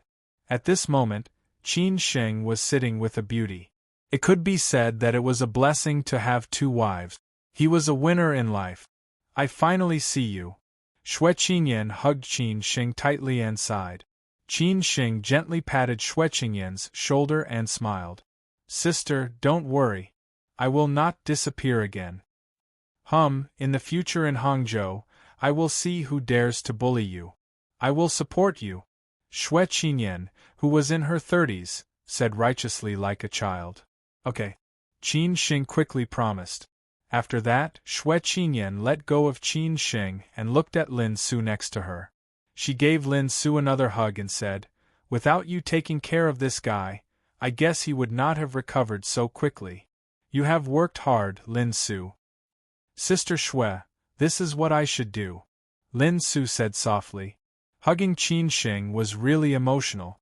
Hugging Lin Su was just a courtesy hug. So after a light hug, Xue Qinyan let go and smiled. Let's go. I will take you to dinner first. We will have a good talk later. The driver was waiting outside. After leaving the airport, Xue Qinyan took Qin Sheng and Lin Su to the 1921 restaurant by the West Lake. She had already made a reservation for Qin Sheng and Lin Su. On the way, because there was a driver, they did not talk about anything in depth. Xue Qinyan asked, Do they know that you are back? I haven't told them yet. When I have settled down, I will inform them, Qin Sheng said with a smile. I don't know how they have been in the past 6 months. After all, she had more contact with Han Bing later. She replied, Chang Baji resigned. He went on a sightseeing trip for the past 6 months. Many people who followed you in Changshan Ruoshui have also resigned. Han Bing and Hao Lei are still in Shanghai. Xue Qinyan knew about this. Alas, I have made everyone worried. Qin Sheng sighed. Xue Qinyan shook her head and said, It is all in the past. The 1921 restaurant by the West Lake was an old restaurant. It served authentic Hangzhou cuisine. The last time Qin Sheng came to Hangzhou, Xue Qinyan also took him here. Lin Su was not a stranger to this place. Although people in Ningbo liked to go to Shanghai, Lin Su also had many friends in Hangzhou. She used to come to Hangzhou often and had dinner in 1921 several times. Although there were only 3 people, because they wanted to talk about something, Xue Qinyan booked a private room. She knew the boss here and was also a regular here. Naturally, she would give them face. When the wine and dishes were all served, Xue Qinyan took the initiative to raise her glass and said, This glass of wine, first of all, to welcome you to Hangzhou. I also hope that you will get better and better in Hangzhou. Second, to say goodbye to the past, forget everything and start again. Thank you, sister, Qin Sheng said sincerely. Lin Su raised her glass and smiled. After drinking a glass of wine, the 3 people chatted while eating. Xue Qinyan asked again, Have you completely recovered? More than half a year, it should be. This time, I really escaped from death. I almost couldn't see you again. Qin Sheng sighed and drank a mouthful of wine. It also made me understand a lot of things. Still want to take revenge. Xue Qinyan said thoughtfully. Although I'm not a gentleman, I also know that it's impossible for me to challenge the Yen clan with my current ability unless I perish together with Yen Chaozong. However, I won't do such a foolish thing. It's better to live than to die. Living is the best thing. Qin Shing replied honestly, of course I'll take revenge, but not now. It's better to live than to die. Xue Qinyan said with relief, I am afraid that you will do stupid things. It is good that you have this awareness, but this is Hangzhou, not Shanghai. Don't worry, they will not dare to do anything. Moreover, I am here. I know, thank you, sister. Qin Shing thanked her again. Xue Qinyan turned to look at Lin Su and said, Lin Su, I don't know where this guy got the luck to find a girlfriend like you. He made you suffer a lot. If he does not treat you well in the future, I will not let him go. I also know that you have broken up with your family. So from now on, you should treat Hangzhou as your home and treat me as your family. No matter what happens, you can tell me. Hearing this, Lin Su quickly raised her glass and said, Sister, I don't know what to say. This glass of wine is for you. All the words are in the wine. Okay, Xue Qinyan said with a smile. After they clinked glasses, Xue Qinyan said seriously, Have you thought about your future plans? What do you need me to do? You can tell me. We are a family. I have already arranged a place for you to live. It is my house in Hangzhou. No one has been living in it. It is by the West Lake. Qin Shing knew that Xue Qinyan was good to him, but Uncle Zhuang had already arranged a place to live. So he said politely, Sister, we have already found a place to live. We really don't need to trouble you. Oh, you have already found a place? Xue Qinyan was a little surprised. Then she asked, What about the job? Work. A friend is helping me. It has not been confirmed yet. He will arrive in Hangzhou tomorrow. If it is not satisfactory, I will ask you for help, Qin Shing said slowly. Originally, he wanted Xue Qinyan to solve Lin Su's job, but Uncle Zhuang had already taken the initiative to arrange it. As for the specific job, Uncle Zhuang would know when he arrived in Hangzhou tomorrow. Xue Qinyan laughed and said, It seems that you are prepared. Then I will not worry about it. After lunch, Xue Qinyan sent Qin Shing and Lin Su to their new home. They did not choose the more prosperous and lively West Lake. Instead, they chose the slightly quieter and beautiful Qiantang River. The riverside Golden Coast on Zhejiang Road was also a relatively good community on the west bank of Qiantang River. Qin Shing had already called Uncle Zhuang's friend. A man was waiting for them at the entrance of the community. He took them into the new home and left the key to them. The new home had 2 bedrooms and 2 living rooms. The decoration was very luxurious and belonged to the modern American style. When they opened the window, they could see the river view. It was similar to the Pearl Bay Garden Sea View room that they had stayed in Xiamen. This house is quite good, Xue Qinyan said after the tour. She followed them to see how the environment was. After all, Qin Shing and Lin Su had not been here before. If the environment was too bad, then she would let Qin Shing and Lin Su live in her house by West Lake. The second thing was to recognize the house. In the future, they could directly come over when they were free. As for the accommodation, Qin Shing and Lin Su did not have any requirements, as long as there was a place to rest. Now that they were living in such a riverside mansion, how could they not be satisfied? You said that this house was arranged by the man who saved you? Xue Qinyan asked casually. Qin Shing said truthfully, During this period, everything that I had was arranged by him. I don't know how to repay this great kindness. Xue Qinyan was more interested in this kind of man. She smiled and said, If he comes to Hangzhou tomorrow and is free and suitable, I will host a dinner to thank him in person. Then I will ask when the time comes. Qin Shing nodded and said, All right, you go ahead with your work. I have something to do in the afternoon, so I will leave first. I will be in Hangzhou these 2 days. I will contact you later. Xue Qinyan took the initiative to say goodbye. She first let Qin Sheng and Lin Su familiarize themselves with the environment and rest. Lin Su opened all the windows. The whole house was equipped with daily necessities. Whether it was the kitchen or the bathroom, everything seemed to be new. Whether it was the kitchen or the bathroom, Uncle Zhuang probably told them to do so.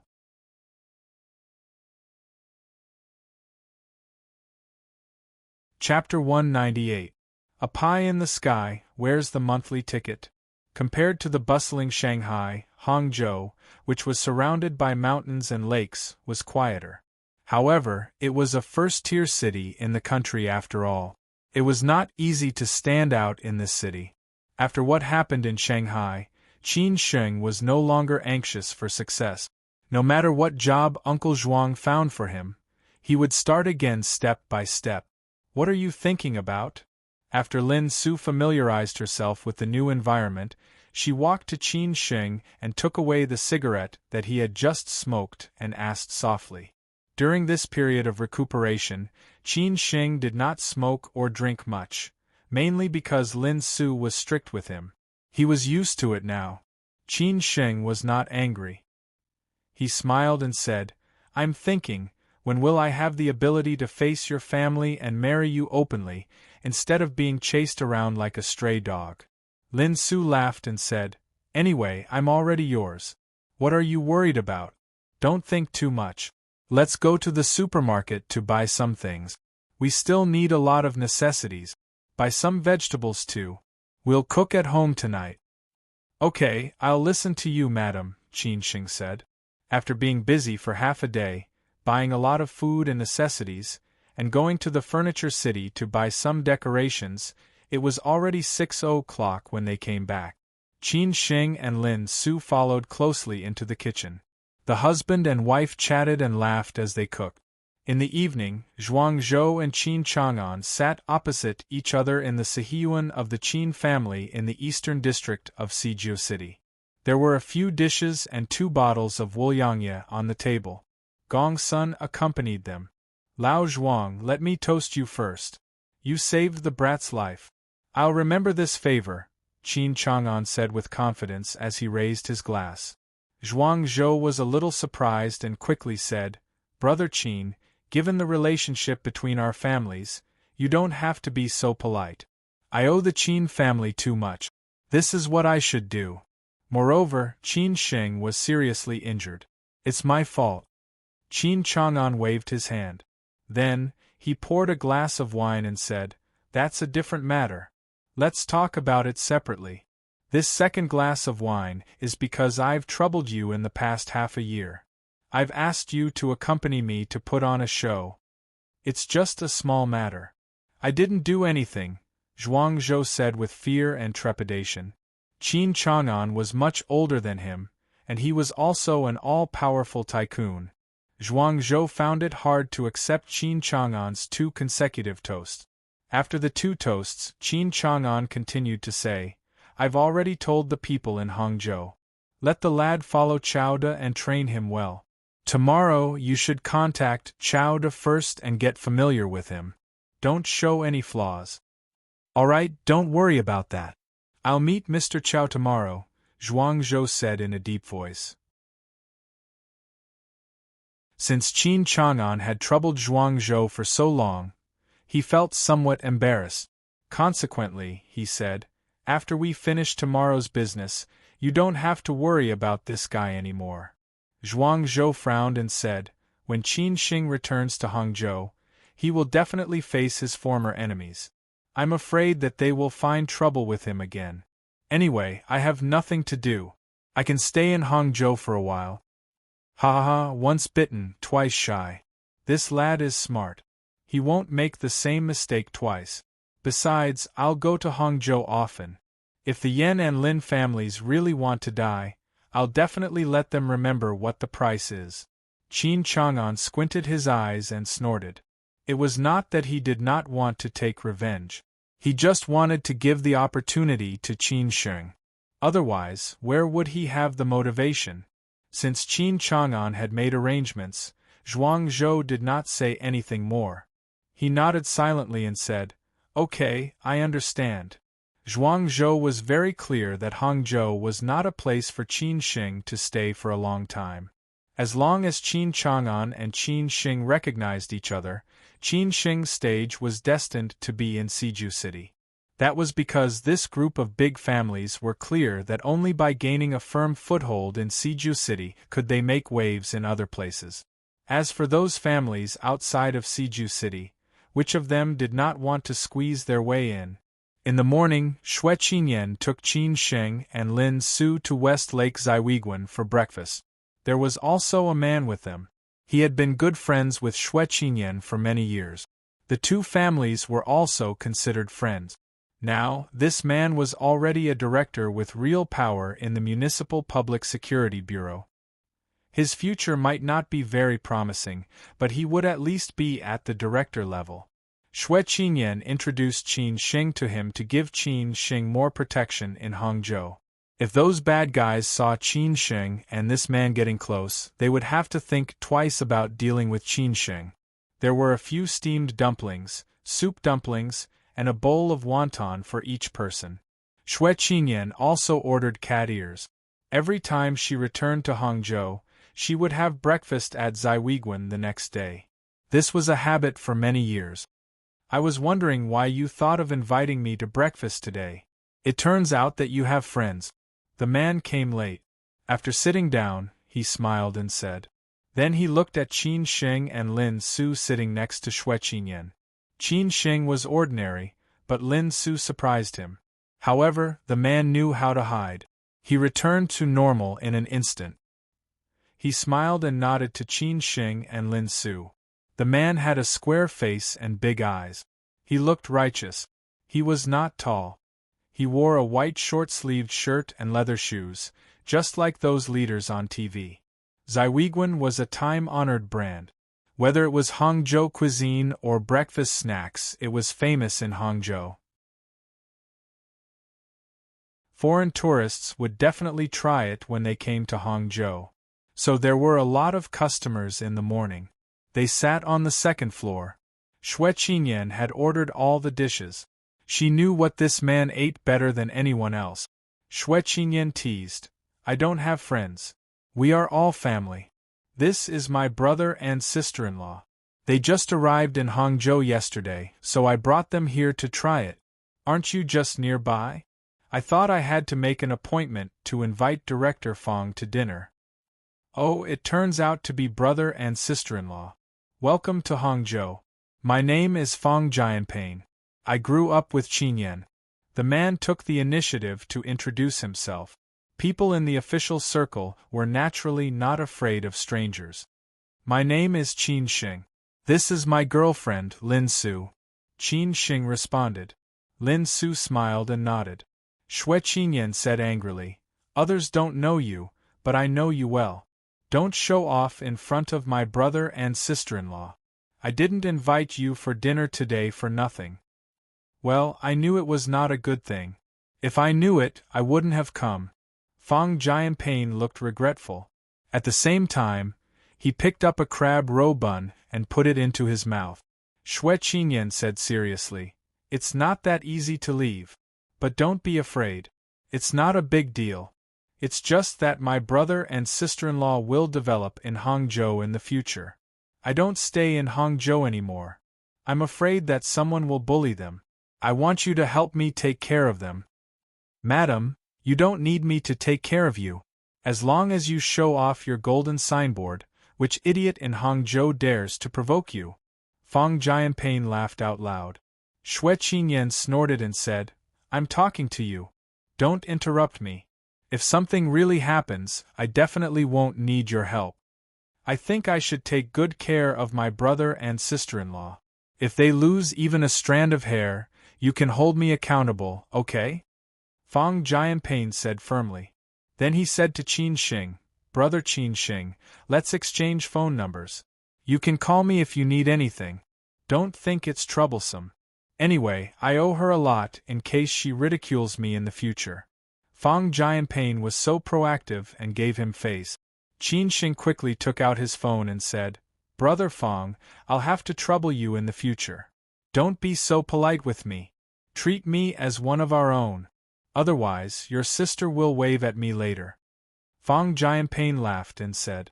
Then he exchanged phone numbers with Qin Sheng. Fang Jianping knew Xue Qinyan very well. Since she could not wait to introduce him, it meant that the man in front of him was very important to Xue Qinyan. Moreover, to judge a man, one had to look at the woman beside him. Qin Sheng's girlfriend was an absolute beauty. She did not belong to Xue Qinyan at all. Obviously, this man was not simple. Unfortunately, Fang Jianping guessed completely wrong. Qin Sheng was really an ordinary F***king loser. After breakfast, Fang Jianping hurried to work. He had to accompany the leader to inspect the work later. This absolutely could not be delayed. Before he left, he took the initiative to ask Qin Sheng to have dinner together another day. Xue Qinyan took Qin Sheng and Lin Su for a walk by the West Lake. Lin Su had been to Hangzhou many times and had visited the West Lake many times. This was only Qin Sheng's second time here. Fang Jianping and I have a good relationship. Now he is in the office of the Municipal Public Security Bureau. At the end of the year, he will go to the provincial office to train. His family is in the political and legal system. In the future, you should contact him more often. If there's anything you can really help, don't be afraid of trouble and owing favors, Xue Qinyan said without any disguise. Otherwise, she would not have introduced him to Qin Sheng. Qin Sheng knew what Xue Qinyan meant. With this relationship, it could really be useful at the critical moment. So he nodded and said, I got it. I won't take you around Hangzhou. I have to go back to Shanghai in the afternoon. Lin Su should know Hangzhou better. Anyway, you have nothing to do these 2 days. Let him take you around, Xue Qinyan said with a smile. Originally, she wanted to have dinner with the man who arranged everything for Qin Sheng, but he did not give her face. Last night, Qin Sheng called and asked Zhuang Zhou. Zhuang Zhou was afraid of giving himself away, so he politely refused. After Xue Qinyan left, Lin Su took Qin Sheng to ride the little yellow car and casually strolled around the West Lake. This was the first time that Qin Sheng really felt the atmosphere of this city. Although Hangzhou was a little hot in summer, the scenery was also pleasant. It was too hot at noon. Qin Sheng and Lin Su were sweating all over, so they went home directly. After taking a bath and taking a nap, Zhuang Zhou called and asked Qin Sheng to meet directly at the West Lake State Guesthouse. Qin Sheng saw that it was almost time and was ready to leave. Lin Su was very sensible and said that she would not go. She had an appointment with a friend in Hangzhou at night. After disappearing for so long, she had to let everyone know that she was still alive. Qin Sheng did not insist, so he took a taxi to the West Lake State Guesthouse. At night, the West Lake was not as lively as during the day. Sitting by the window of the tea room of the West Lake State Guesthouse, enjoying the West Lake in the night, feeling the breeze blowing and drinking West Lake Longjing, it was very comfortable. Zhuang Zhou arrived in Hangzhou at noon. Qin Chang'an's friend sent a car to pick him up. They stayed at Maijiawu for the whole afternoon and only changed to the West Lake State Guesthouse in the evening. This was also because Zhuang Zhou was staying here at night.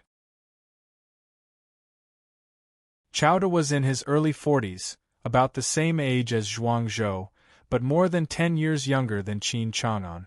Until now, he did not expect to receive a call from Qin Chang'an. It was really surprising.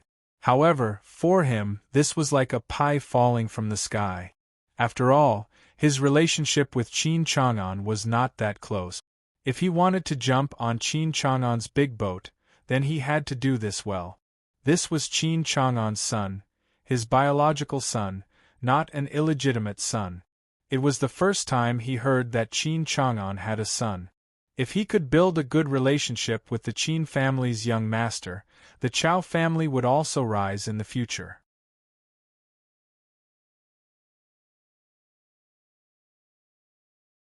Chapter 199. A new job, begging for monthly vote. I've been working hard these 2 days. Zhejiang businessmen were rich and powerful. Therefore, Chowda, who was a small businessman, was not a particularly powerful big shot in Hangzhou. There were many people who were richer than him. You could easily find someone who was richer than him by smashing a brick in Hangzhou. After all, Hangzhou was the base camp of Zhejiang businessmen. Boss Ma was the uncrowned king of this city. The others were just onlookers. However, Chowda was not simple. He had a wide network and knew many people from all walks of life. He was loyal and straightforward. Everyone respected him. Besides, his father's generation had some power in the past, so his business was smooth sailing. Although he could not become a big shot with billions of yuan, he lived a comfortable life in Hangzhou and had some say. Obviously, he was not an ordinary person since he knew Qin Chang'an. It was even more difficult for Qin Chang'an to entrust his son to him. The West Lake State Guesthouse was the best hotel in Hangzhou. It was located in Yanggongti by West Lake. It used to be called Water Bamboo House and Liuzhuang. Later, it became the West Lake State Guesthouse. Whether it was national leaders or foreign heads of state, they basically stayed here when they came to Hangzhou. In the lakeside tea house of the West Lake State Guesthouse, Chowda and Zhuang Zhou sat opposite each other. They were drinking West Lake Longjing and enjoying the beautiful scenery of West Lake, waiting for Qin Sheng's arrival. Chowda did not know Zhuang Zhou's identity. After all, he was not in Qin Chang'an's circle of friends. Qin Chang'an just thought that Qin Sheng was the most suitable place to learn. His position was neither high nor low. Mr. Chow, I still say the same thing. Don't expose Master Qin at any time. You can scold him or beat him. If he really causes trouble, don't worry. Master Qin will handle it. Zhuang Zhou was worried and reminded him again. Chowda nodded silently. I still don't understand. What is Master Qin doing? You don't need to worry about that. You just need to do what you need to do. After this is over, Master Qin won't mistreat you, promised Zhuang Zhou. Chowda also understood that this was his only chance. Chowda had already thought of a countermeasure. Anyway, he could not treat Qin Sheng too well, nor could he treat him too badly. He would train him as an ordinary junior. Consequently, he nodded silently and said, Okay, don't worry. More than 10 minutes later, Qin Sheng finally found the lakeside tea house. Under the guidance of the waiter, he came to Zhuang Zhou and Chowda. In fact, Chowda, who was facing Qin Sheng, had already noticed him. However, he immediately came to his senses and continued to chat with Zhuang Zhou. This was the attitude of an elder. It was impossible for him to stand up and welcome Qin Sheng. After Qin Sheng came in, he saw Zhuang Zhou, who was sitting by the bed and drinking tea, and the man opposite him. Qin Sheng looked at the man as he walked. He could feel the man's imposing manner. Well, how could the man introduced by Uncle Zhuang be an ordinary person? Uncle Zhuang, Qin Sheng said softly after walking to the side. Zhuang Zhou came to himself and said happily, Qin Sheng, you are here. Sit down. It was not until then that Chowda looked at Qin Sheng seriously. Qin Sheng naturally had the same surname as Master Qin. There was no doubt about it. Between his facial features and eyebrows, he was indeed somewhat similar to Master Qin. Even his eyes and aura were similar to Master Qin's. As expected, he was the offspring of the Qin family. He was definitely not an ordinary young man. This is my good friend of many years, Mr. Chowda. He is a famous stubborn man in Hangzhou. Zhuang Zhou introduced him casually in the same tone as before. Qin Sheng nodded quickly and said, Hello, Uncle Chow. You are welcome. Chowda kept calm and said, Waiter, another cup of Longjing tea. After introducing themselves to each other, Zhuang Zhou went straight to the point and said, Qin Sheng, I have a lot of business dealings with Mr. Chow. Ever since I moved my headquarters to Beijing, I rarely interfered with the matters in Hangzhou. So, I entrusted you to Mr. Chow. You can slowly train under him. Mr. Chow is not an ordinary person. You can learn a lot from him. Uncle Zhuang, don't worry.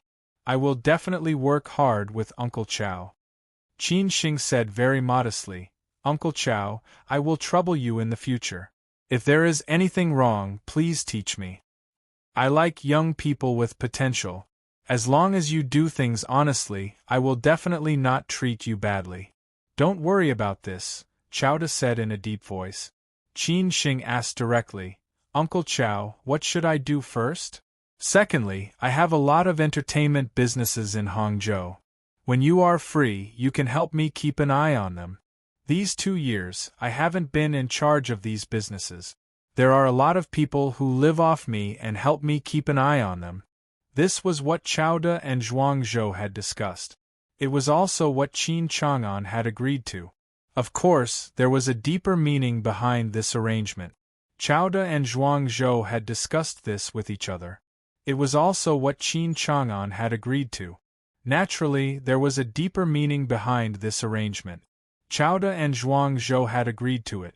After listening to Chowda's words, Qin Xing was more or less surprised.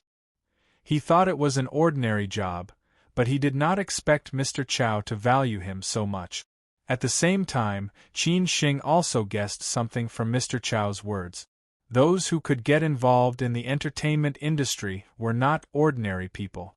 It seemed that Mr. Chow was also a big shot in Hangzhou. Okay, I will listen to Uncle Chow's arrangement. Qin Xing did not refuse. Chowda thought for a while and said, You can start with this job first. I have other businesses. If you feel that it is not suitable, then I will change it for you. Zhuangzhou echoed, Old Chow, you don't have to worry. This guy can do anything and endure any hardship. He will definitely not let you down. Mr. Chow took a sip of tea and said with a smile, This is the best.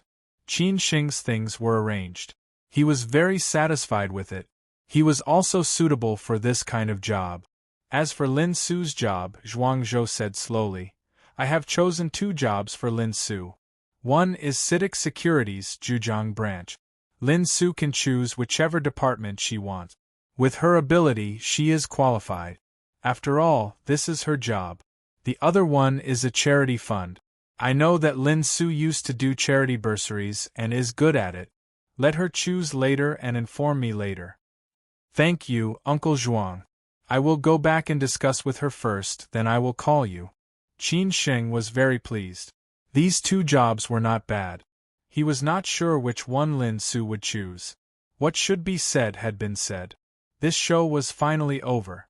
Zhuangzhou really did not know what Qin Xing would think of him if he knew the truth in the future. Okay, you go back first. Contact Mr. Chow later and listen to his arrangement, Zhuangzhou ordered. Chowda took out his business card and handed it to Qin Xing. This is my business card. If you think you can start work, call the number above to contact me. Qin Xing took the business card and looked at it very seriously. It was the chairman of Yuanda Holding Group, Chowda. After putting the business card away, Qin Xing slowly got up and said goodbye to Zhuangzhou and Chowda, then left happily. After coming out of the West Lake State Guesthouse, Qin Xing quickly called Lin Su. At this time, she was chatting with a friend in a bar on Nanshan Road. Hearing Qin Xing say that Uncle Zhuang had arranged everything, she asked Qin Xing to come directly. The entertainment life of Hangzhou people was rich and colorful. They drank tea and played cards leisurely in Maijiawu and Longjing village. They drank coffee in West Lake World and were intoxicated with the lake view.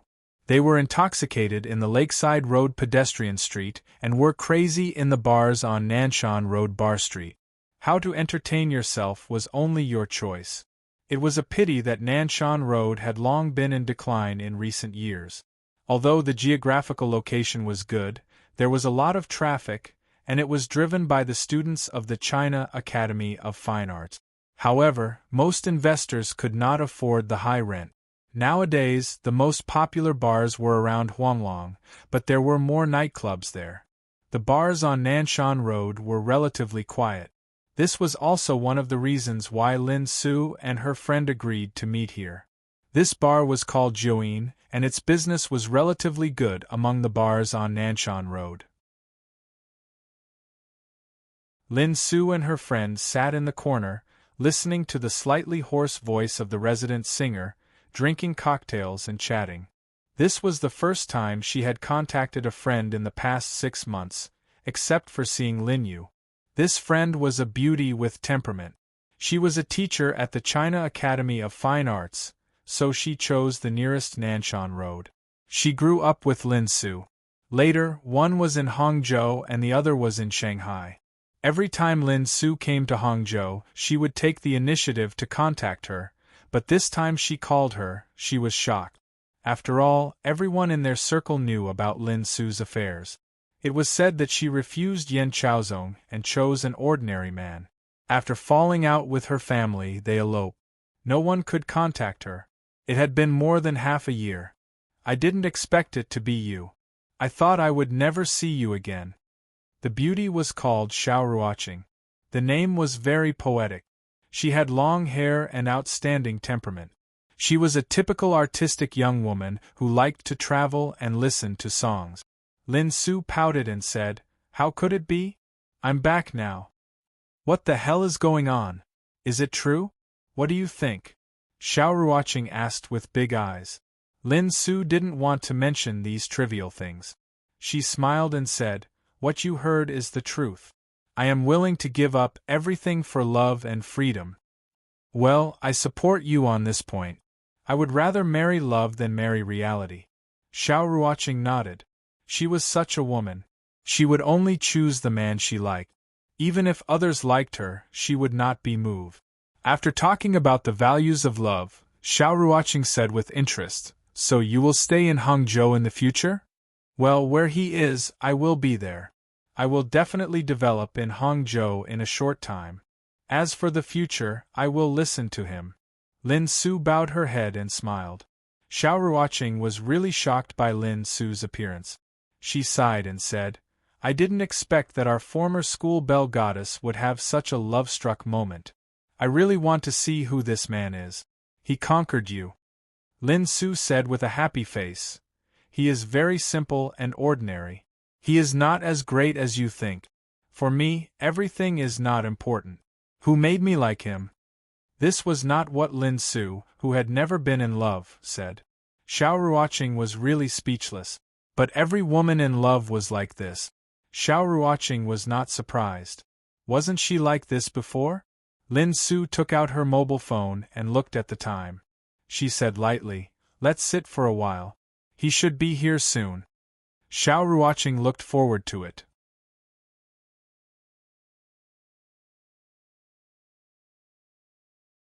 Chapter 200. A False Alarm. Today is the second update. This month's update rhythm is that if there is nothing important, there will be 2 updates every day. If there is, there will only be 1 update. Join was a restaurant-type bar. In recent years, this style of dining bar was more popular, such as Walnut and so on.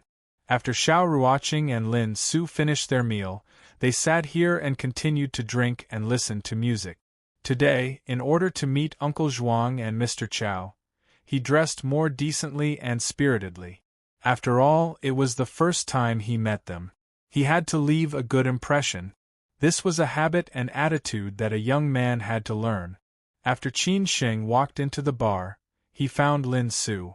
Lin Su's habits were similar to his, either by the window or in the corner. At the same time, he saw Xiaoruoqing sitting opposite, so he walked over slowly with a smile on his face. "Hello." Qin Sheng took the initiative to greet him. Lin Su and Xiaoruoqing had already stood up. Xiaoruoqing looked at Qin Sheng with a smile. Lin Su took Qin Sheng's arm and said, "This is my boyfriend, Qin Sheng. My best friend, a teacher at the China Academy of Fine Arts, a talented woman, Xiaoruoqing." Lin Su looked at Xiaoruoqing and introduced. Qin Sheng nodded slightly as he said, "I'm sorry to have kept you waiting for such a long time. I was busy just now." "It's okay. Su and I haven't seen each other for a long time. After dinner, we will sit here and drink some wine and chat." Xiao Ruoqing's initial impression of Qin Sheng was good. She smiled and reached out her hand. Sit down and talk. What would you like to drink? The waiter had already come over with the wine list. Qin Sheng opened the wine list and ordered a glass of Godfather casually. During this period of time, he had been drinking in small quantities. He was not as carefree as he had been in the past, because there was no one who was worthy of him drinking with a big bowl. I was just talking to Susu about what kind of man had chased our goddess. Now I finally see the true face of Lushan. It really makes me envious, Xiao Ruoqing joked. Qin Sheng replied somewhat embarrassedly, maybe it's because of the good karma I accumulated in my previous life. Sometimes I feel that it's unbelievable that I met her in this life. Will I use up all my luck? I think you are taking advantage of it and still showing off. Xiao Ruoqing covered her mouth and smiled. Lin Su did not let go of his hand. She said coquettishly, Ruoqing, don't bully him. Xiao Ruoqing pouted and said, Oh, you're already protecting me. We've been friends for more than 20 years. You really value a lover more than a friend. I'm jealous. The two beauties frolicking, laughing, and scolding each other was a beautiful scene. The seat by the window was darker, so Qin Sheng did not notice this acquaintance. However, this acquaintance kept staring at Qin Sheng. He was very surprised to see this man in Hangzhou. Qin Sheng was very surprised to see this man in Hangzhou. The man hesitated for a moment and called the waiter over. He asked directly, What's the most expensive red wine here? Sitting next to the man were two friends, a man and a woman. They didn't look like ordinary people. They also noticed that he had been staring at the man who had just come in and asked subconsciously, Did you meet someone you know? A friend of mine, the man said casually. He didn't tell the truth. Then, he looked at the waitress and waited for her answer. The woman, or rather the girl, snorted and said, What good wine can there be here? Maybe it's fake. You don't understand. Let me do it. There's no need to be a fool.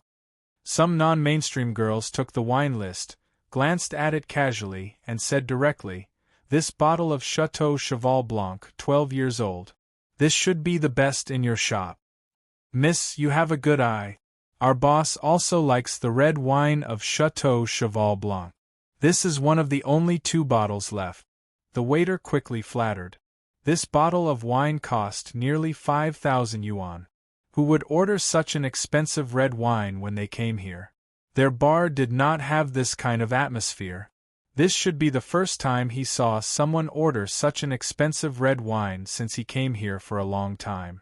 Fortunately, the boss left 2 bottles here, otherwise he would be embarrassed today. The non-mainstream girl snorted and said, Why are you talking so much nonsense? The waiter smiled bitterly. The man took out his credit card and threw it to the waiter. Then he pointed to Qin Sheng's table and said, The red wine will be given to the gentleman at that table. After that, he took out a few hundred yuan and handed it to the waiter. This is for you. The waiter was shocked again.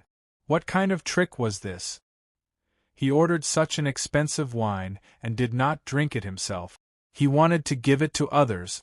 What the hell, rich people really knew how to play. He did not dare to say anything more. He took the tip and left. Qin Sheng, Lin Su, and Xiao Ruoqing were chatting congenially. Literary and artistic young women always liked some chicken soup for the soul. Qin Sheng, who graduated from the philosophy department, was a professional. Xiao Ruoqing was completely led by Qin Sheng's rhythm. She listened to Qin Sheng's words intently. At this time, the waiter sent the bottle of Chateau Cheval Blanc that the boss had collected. Before the waiter could speak, Xiao Ruoqing, who was treating tonight, frowned and said, This is the wrong one. We didn't order red wine. The waiter pointed to the guest at the window, not far away, and said, This is a gift from the guest at that table to this gentleman. He had seen people who ordered wine in bars and gave it to beautiful women. This was a common way of picking up girls. There were 2 great beauties at this table. It was not strange for handsome young men or playboys to give wine to them. However, it was a fantasy for a man like Qin Sheng. After all, Qin Sheng did not know any friends in Hangzhou. Could it be that the guests at that table were gay? After listening to the waiter's words, Qin Sheng, Lin Su, and Xiao Ruoqing looked at the guest at the same time. When he saw the man who sent the wine, Qin Sheng's face instantly became cold, followed by a kind of vigilance and nervousness. This was the first night in Hangzhou. Was there going to be a life-and-death fight? Because this man was not a friend, but an enemy. His name was Yang Deng. Last year, when Qin Sheng had just arrived in Shanghai, Han Guoping had not committed suicide yet. Many of his enemies were hitting him when he was down, preparing to divide him and eat him up. Han Guoping was worried about Han Bing's safety, so he asked Qin Sheng to protect Han Bing. And the first opponent Qin Sheng met who was evenly matched with was this man. Yang Deng, a fierce general under 3rd Master Wu in Jiangxia, was said to be the adopted son of 3rd Master Wu. That night, Qin Sheng did not dare to be careless. He tried his best to take down Yang Deng. He also paid a little price and was slightly injured. However, Qin Sheng did not kill Yang Deng. After seriously injuring him, he finally inserted the dagger into Yang Deng's thigh and left, leaving him to die. That incident was finally suppressed by Jiang Xianbang. In the end, it was also because Yang Deng did not die. Otherwise, Qin Sheng, who had provoked 3rd Master Wu, would not live so well. Now, after nearly a year, the two opponents met again, but on such an occasion, Qin Sheng was as surprised as Yang Deng. He did not expect that Yang Deng would send wine to him. But after all, they were enemies. There used to be grievances between them. Yang Deng almost died in his hands. Today they met by chance. Yang Deng might take revenge. After the incident in Mount Zhihua, Qin Sheng had to be careful when he encountered things. What's more, he also brought Lin Su and Lin Su's best friend. Qin Sheng squinted and stared at Yang Deng opposite him, thinking about the worst consequences and countermeasures. Xiao Ruoqing didn't know what was going on. After coming back to her senses, she took the red wine and looked at it carefully. She was pleasantly surprised. Tisk, it's actually the 12-year-old Chateau Blanc. Qin Sheng did not answer Xiao Ruoqing's words. After thinking for a moment, he finally got up and pinched Lin Su's palm quietly. Lin Su immediately realized that something was wrong. Obviously, Qin Sheng and the man were not friends. If they were friends, Qin Sheng would not have such a face. At this time, Yang Deng got up with a faint smile and walked toward Qin Sheng. His two friends did not follow. Qin Sheng did not show weakness and followed Yang Deng. The two people's eyes had been looking at each other. If their eyes could be turned into a movie, it would definitely be a fight. A few seconds later, Qin Sheng and Yang Deng stood in the center of the bar, facing each other, only 1 meter away from each other. The others present seemed to be able to feel the strangeness of the two people. The atmosphere was a little tense for a while. There was a situation where they would fight if they did not agree. Even the resident singer was so scared that he forgot his words. If these two people fought, this bar would probably be lost. Xiao Ruoqing also felt something was wrong and asked in a low voice, "What's going on?" Lin Su said calmly, "Drinking, it has nothing to do with us." In the center of the bar, the dim light swept over the two people, giving them the feeling of a life-and-death duel in the movies. "I didn't expect to see you in Hangzhou. It's really unexpected," Yang Deng said first. Hangzhou was his home field. He must have enough aura to suppress Qin Sheng, even though he almost died in Qin Sheng's hands last time. Qin Sheng's mouth showed a slight smile and replied, "Me too. Should we be considered enemies who are particularly angry when they meet?"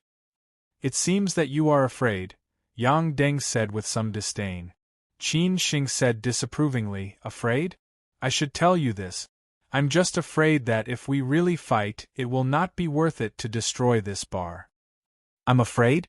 Don't you know whose territory Hangzhou belongs to?" Yang Deng said with full confidence. This was a big and also a fact. Third Master Wu was a fierce and ambitious person in Zhujiang, and there were really few people who did not give him face. Qin Sheng would take root here in the future. As soon as he arrived in Hangzhou, he met Yang Deng. If they really fought, it was estimated that he would not be able to stay in Hangzhou in the future, and he would have to wander from place to place. Therefore, Qin Sheng admitted defeat and sighed. Well, to be honest, I am afraid. However, I am not afraid of you, but I am afraid of Third Master Wu behind you. I will live in Hangzhou in the future. If I offend you, I can only leave. Straightforward, interesting, Yang Deng said thoughtfully. At the same time, he was thinking about Qin Sheng's words. The meaning was very obvious. This man would develop in Hangzhou in the future, so he was afraid. Qin Sheng did not want to pretend to be polite, so he said directly, "What should I do to let it go?" Qin Sheng laid his cards on the table. However, Yang Deng burst out laughing and said, "I really don't understand. Why do you treat me as an enemy instead of a friend? If you were my enemy, I wouldn't send you wine. Instead, I might send you a knife." "What do you mean?" Qin Sheng was a little confused. Yang Deng slowly took 2 steps forward, patted Qin Sheng's shoulder, and said, "At that time, we worked for different masters and did our own things. If I was defeated by you, I can only say that I was not as good as you. You could have killed me, but you spared my life. I will remember this favor. I will not bite the hand that feeds me, and I will also distinguish between kindness and hatred. In my eyes, you are a friend, not an enemy." "Friend," Qin Sheng muttered to himself. He really did not understand Yang Deng's trick. He had some taboos, so he would not trust Yang Deng easily. Yang Deng patted Qin Sheng's shoulder again and said, "If you want, we can be friends. In the future, if you have any problems in Hangzhou, you can come to me. If there is a chance, I will drink with you. Let's go." After saying this, Yang Deng did not wait for Qin Sheng to understand. He directly turned around and waved his hand to leave. Then, he directly left the bar with his 2 friends, leaving only Qin Sheng standing there in confusion.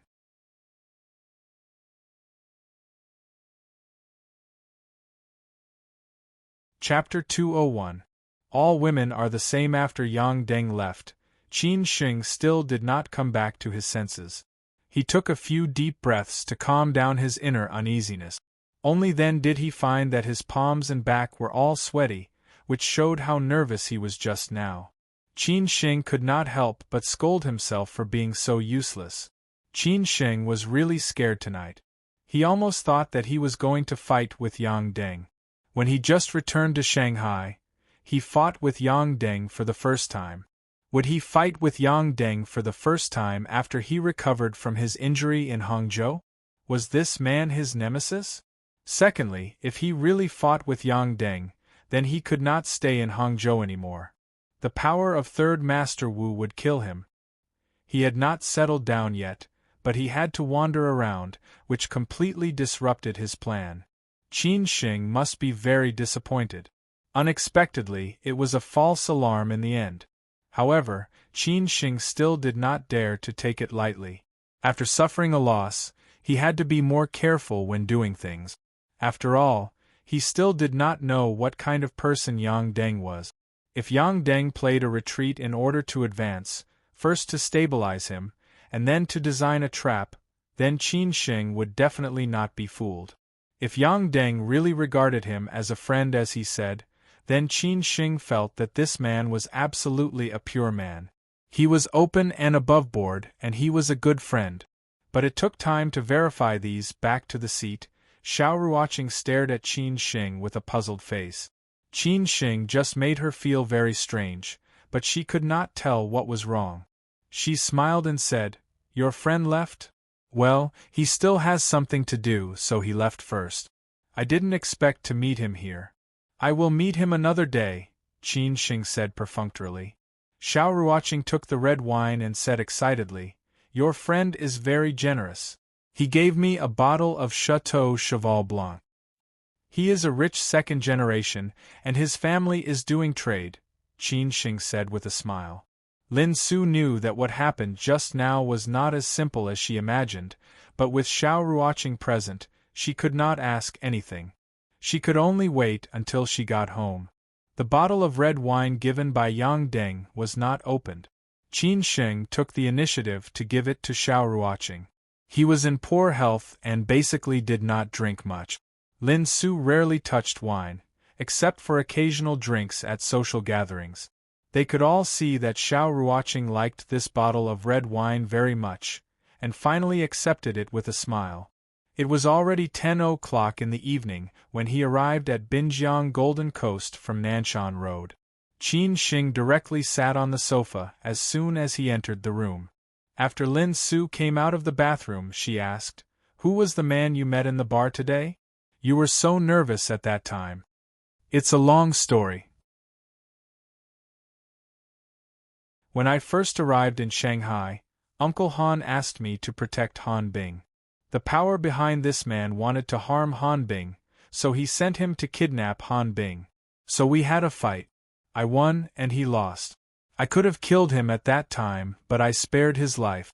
So strictly speaking, we are not friends, but enemies. I didn't expect to meet you here today," Qin Shing explained slowly.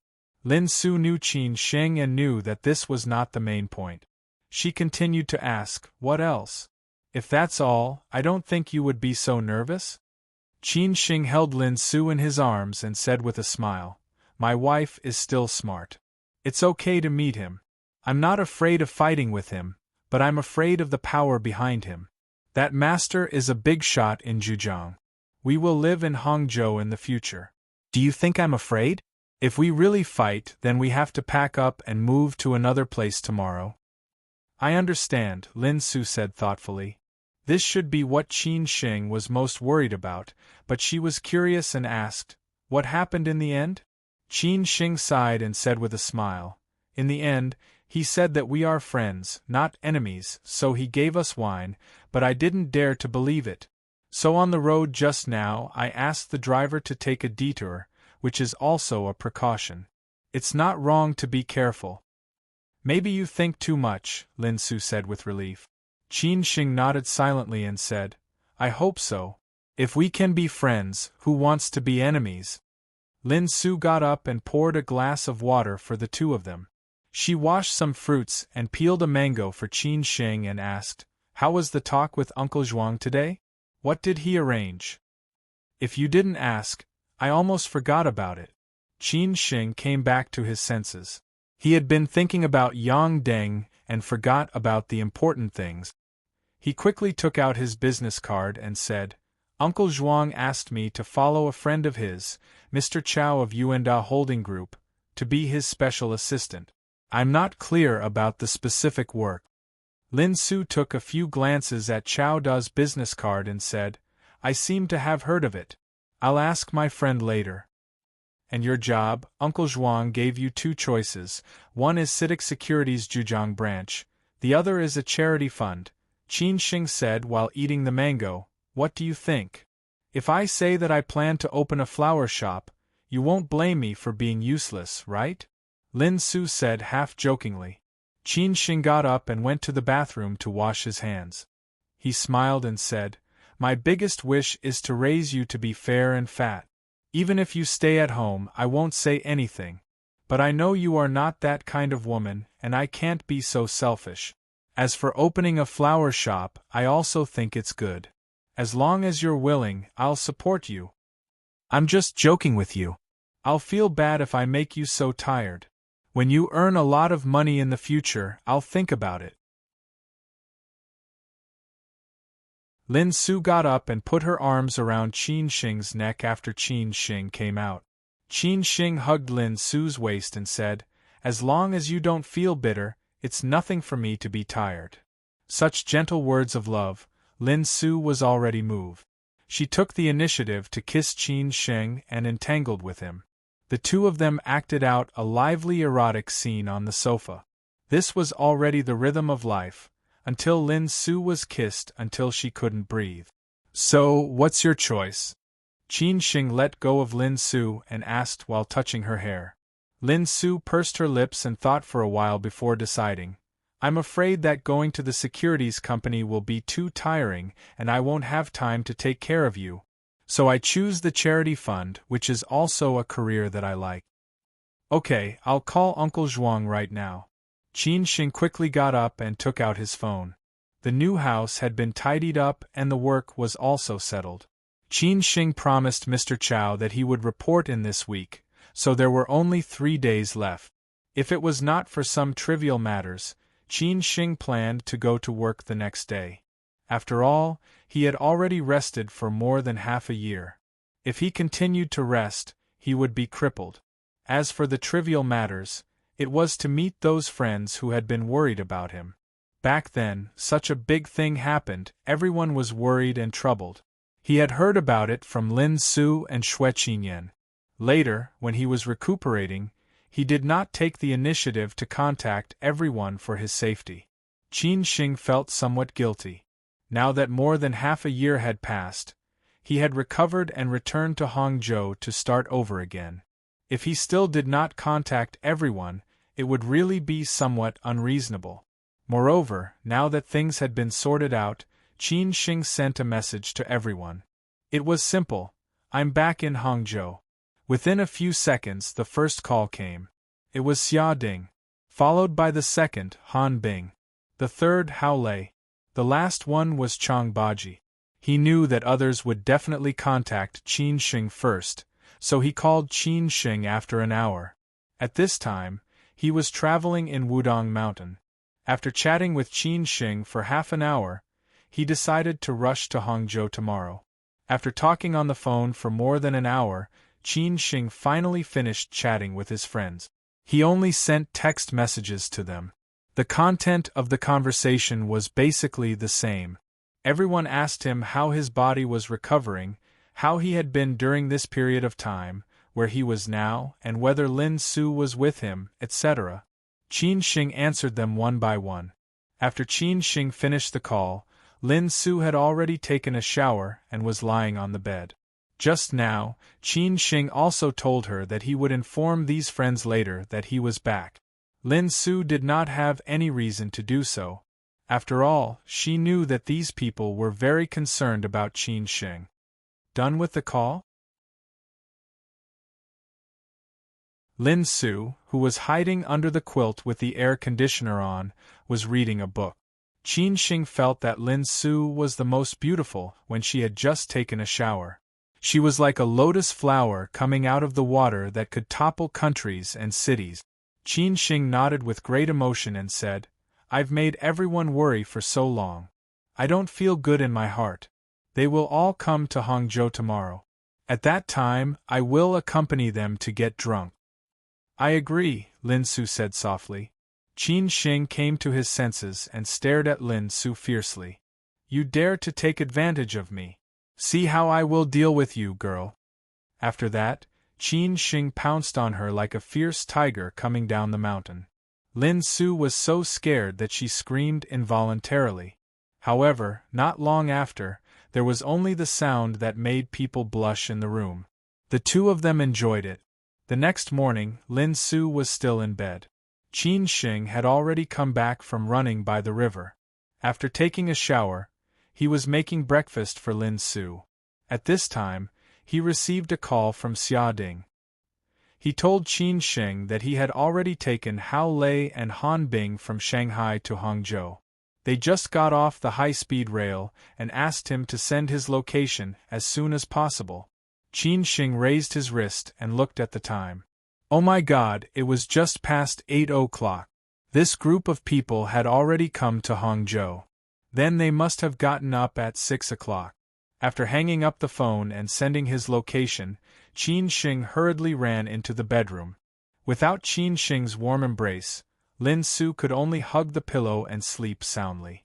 Last night, she was bullied by Qin Sheng a lot and almost completely fell into his hands. The two of them were in love with each other. Only one last step was left. However, the timing was not right. Lin Su's relatives came without notifying her. In the end, she could only end it resentfully. Lazy cat, get up quickly. Xia Ding and the others are coming, Qin Sheng said to Lin Su by her hair. Maybe it was because her period had just come. In addition, she slept late last night and woke up twice because of the pain. That was why she was so sleepy today. In the past, when would Lin Su still stay in bed? She had the same schedule as Qin Sheng. Lin Su subconsciously hugged Qin Sheng and said in a spoiled manner, "I'm so sleepy. Let me sleep for a while, okay?" Any woman would act like a spoiled child, whether it was a goddess or a tomboy. As long as they met a man that they liked, they would show what a woman should be like. Lin Su was the same. Qin Sheng felt a little sorry for her. He also knew that Lin Su was not feeling well. He was about to say that she should sleep for another 10 minutes, and he would wake her up later. Unexpectedly, Lin Su suddenly opened her eyes and said, "What? Xia Ding and the others are here? What time is it now?" Qin Sheng was shocked and explained, "Just past 8 o'clock. I didn't expect them to come so early." "Oh no, oh no," Lin Su hurriedly lifted the quilt and muttered. Following that, she rushed into the bathroom naked, and did not care about exposing her body.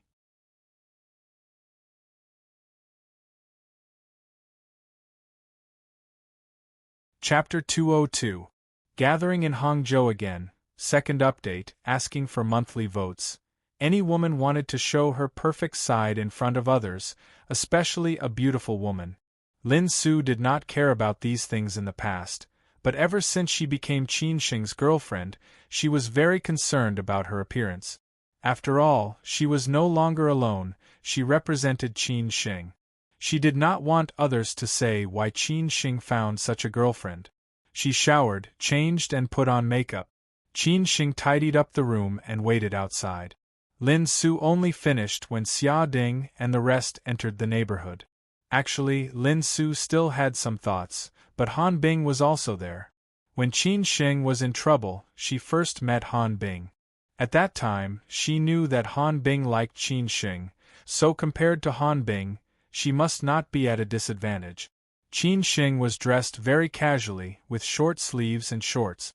Lin Su chose a dark green silk dress with a sleeveless V-neck and a belt, which highlighted her temperament. Indeed, women loved to compete with each other. Even a woman like Lin Su could not avoid it. To put it bluntly, she did this because she cared about Qin Sheng. When the doorbell rang, Qin Sheng suppressed his excitement and slowly opened the door. The first thing that came into view was Han Bing, whose eyes were red. She was no longer short hair, she had grown it long. She was no longer wearing fancy clothes. White short sleeves and a pink high-waist chiffon pleated skirt, she looked more like a young girl. When their eyes met, Han Bing's emotions exploded instantly. She directly jumped into Qin Sheng's arms and sobbed softly, "I missed you so much, I thought you were dead, you bad guy." These words were more like what a couple said.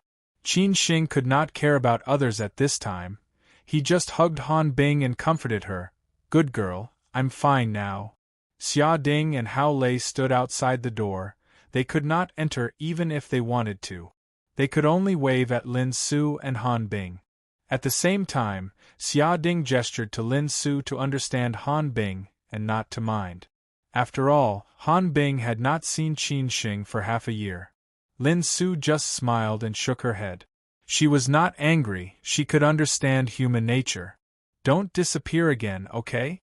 I really miss you." Han Bing sobbed. Her tears had already wet Qin Sheng's clothes. Qin Sheng quickly agreed.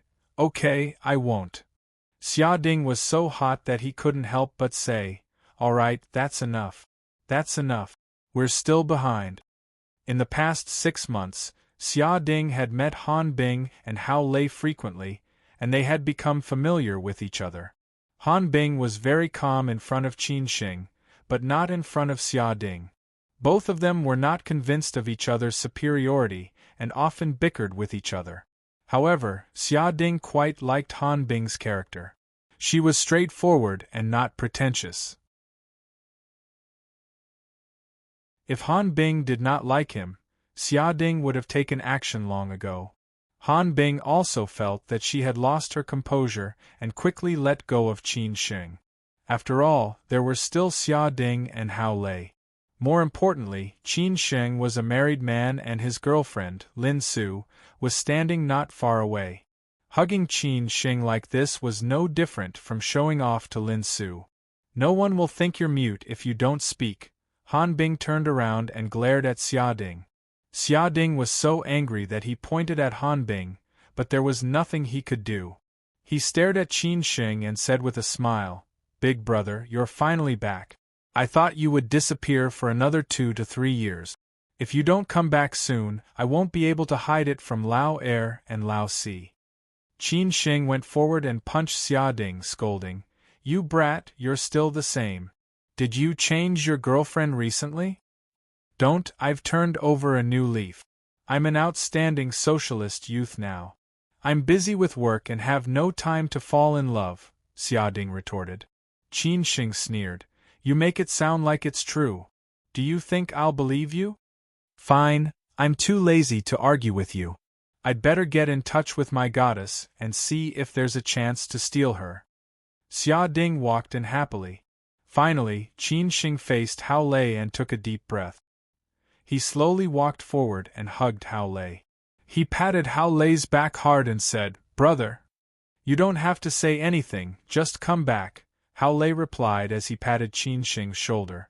After knowing each other for so many years, they had a tacit understanding of what they wanted to say. Real brothers did not talk so much nonsense. On the other side, Han Bing and Lin Su greeted each other a little awkwardly. The two beauties were especially beautiful today, no one lost to the other. Lin Su was Qin Sheng's current girlfriend and Han Bing and Qin Sheng had always been ambiguous. Han Bing was very jealous of Lin Su. When Qin Sheng was in trouble, they met for the first time.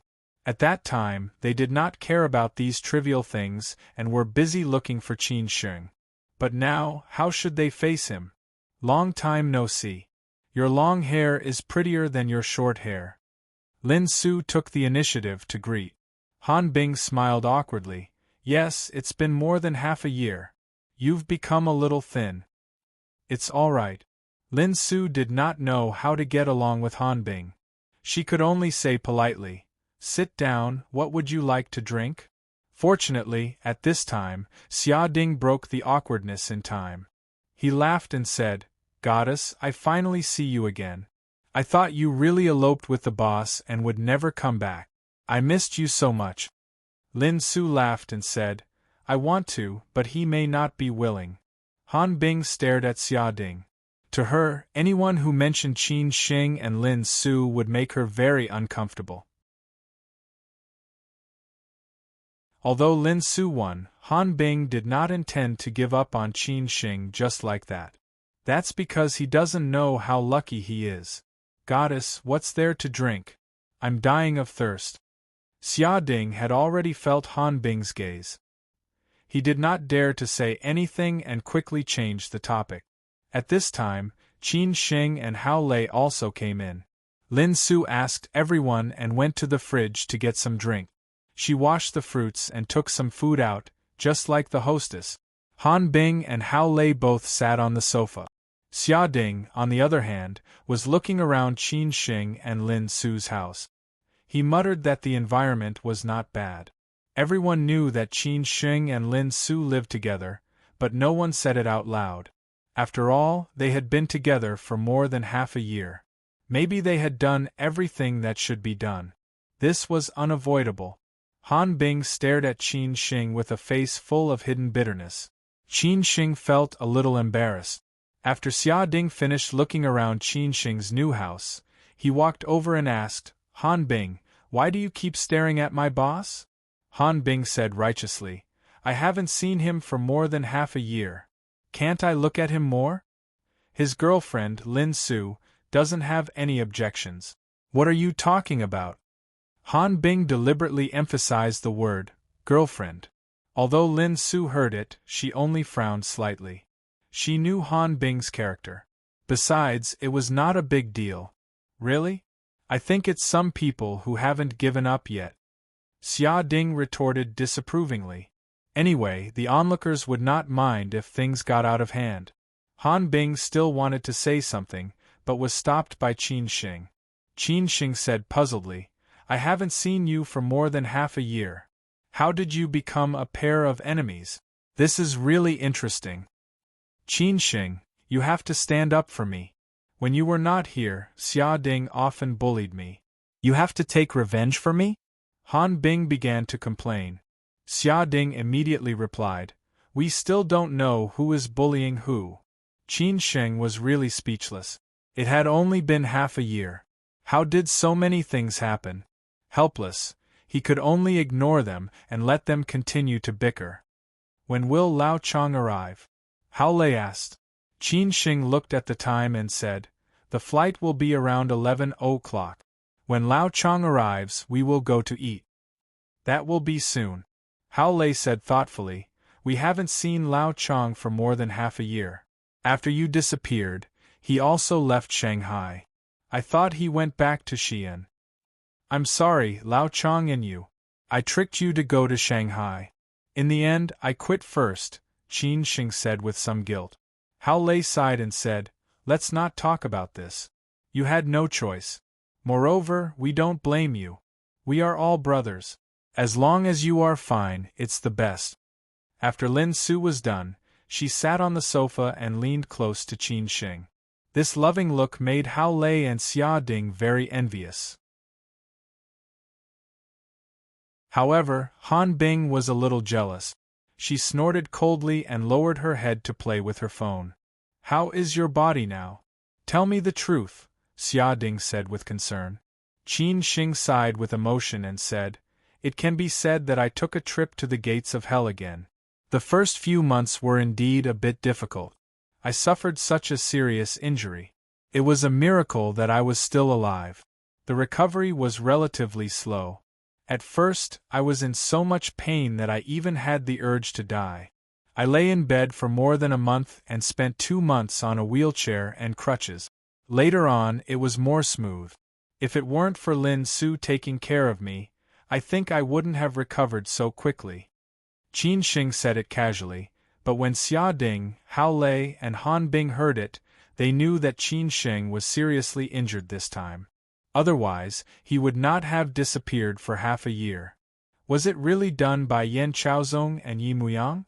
Xia Ding asked with great concern.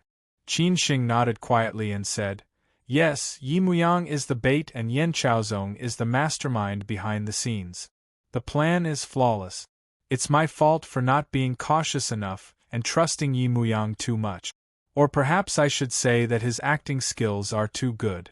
The moment the truth was revealed, I already knew that there was no possibility of survival. Then how did you survive? The three of them asked almost at the same time. Qin Shing explained slowly, when I opened my eyes, I was already lying in the hospital. Lin Su was by my side. At that time, I was in a coma for a few days after the surgery. I only found out what happened later on. It turns out that ever since I became enemies with Yan Chaozong in Shanghai, my grandfather's old friend had been protecting me secretly. His subordinates followed me all the way to Mount Zhihua and saved me at the last moment. After Qin Shing finished explaining, the few of them could not help but be curious. Qin Shing's grandfather's old friend, who could save Qin Shing from Yan Chaozong's hands. You will meet him in the future. Without him, there would be no me today. Qin Shing knew that they were very curious, but he did not know how to explain. He could only wait until they met in the future to understand. He then said, everything that happened after, including staying in Hefei, recuperating in Xiamen, and now settling down in Hangzhou, were all arranged by him. Then your grandfather's old friend is really not simple. Moreover, he made everyone unable to find you. If there's a chance, you must meet him, Xia Ding said sincerely. He was very clear that someone who had this ability was definitely not a small figure. One must know that the Yen and Lin families had used all kinds of resources to find Qin Shing and Lin Su, but they could not even find them under their noses. This was also what Han Bing and Hao Lei were thinking. Secondly, they were all thinking about the background of Qin Shing's grandfather to be able to pave so many paths for him. In the past, it was Jiang Xianbang, and now it was this mysterious big shot. Not only were they thinking about it, Lin Su also often thought about it, but she had never said it. Among them, only Hao Lei had seen the old master before. He was definitely an otherworldly master. Everyone who met him had to be respectful.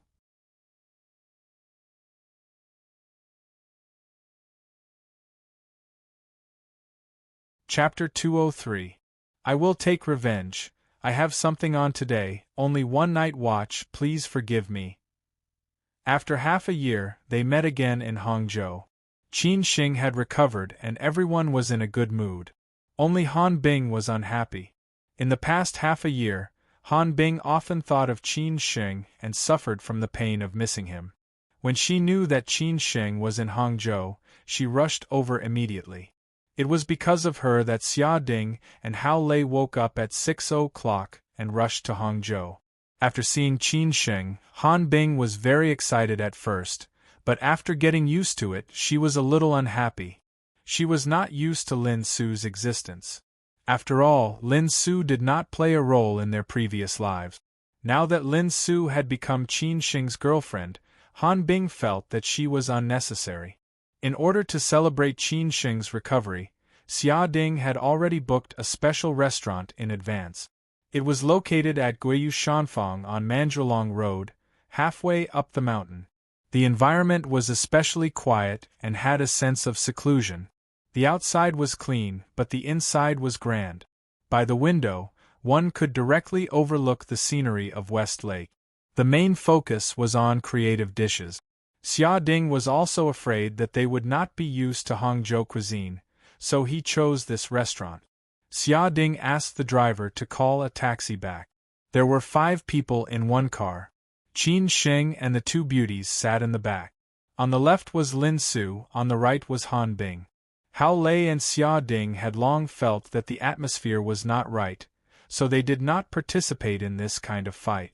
Who asked Qin Shing to have such good luck with women? First, he had an ambiguous relationship with Miss Han, and then he continued his relationship with his old flame. Although Goddess Lin had succeeded, Miss Han was not easy to deal with. It was obvious that she had not given up. They would probably have to fight again in the future. Xia Ding and Hao Lei sighed. Not everyone could enjoy the beauty of 2 beauties. Sometimes it was also a kind of trouble. Lanlian Pushu Jiangnan Station, Guiyu Shanfang Mu Chensi. In order to ease the awkward atmosphere in the car, Xia Ding, who was driving, took the initiative to say so that everyone would not be stifled later. Han Bing said with a look of disdain, "Why are you showing off poems? Look at you, a playboy, you only know how to indulge in debauchery." Qin Shing, who was familiar with Tang and Song poems, could not tell which poem it was from. There should be other meanings. Lin Su also frowned slightly. She was very curious. Xia Ding had long been used to being attacked by Han Bing. He smiled and explained, "This is not someone's poem, but a few of the more famous restaurants in Hangzhou. Blue Lotus Restaurant, Pushu Restaurant, Jiangnan Inn, Guiyu Shanfang, Muchensi. Boss, when you and the goddess have time in the future, you can go to all of them. It is quite suitable for lovers to kill time. Today we will go to Guiyu Shanfang first. The environment there is better." When Han Bing heard this, she was furious. Xia Ding was humiliating her.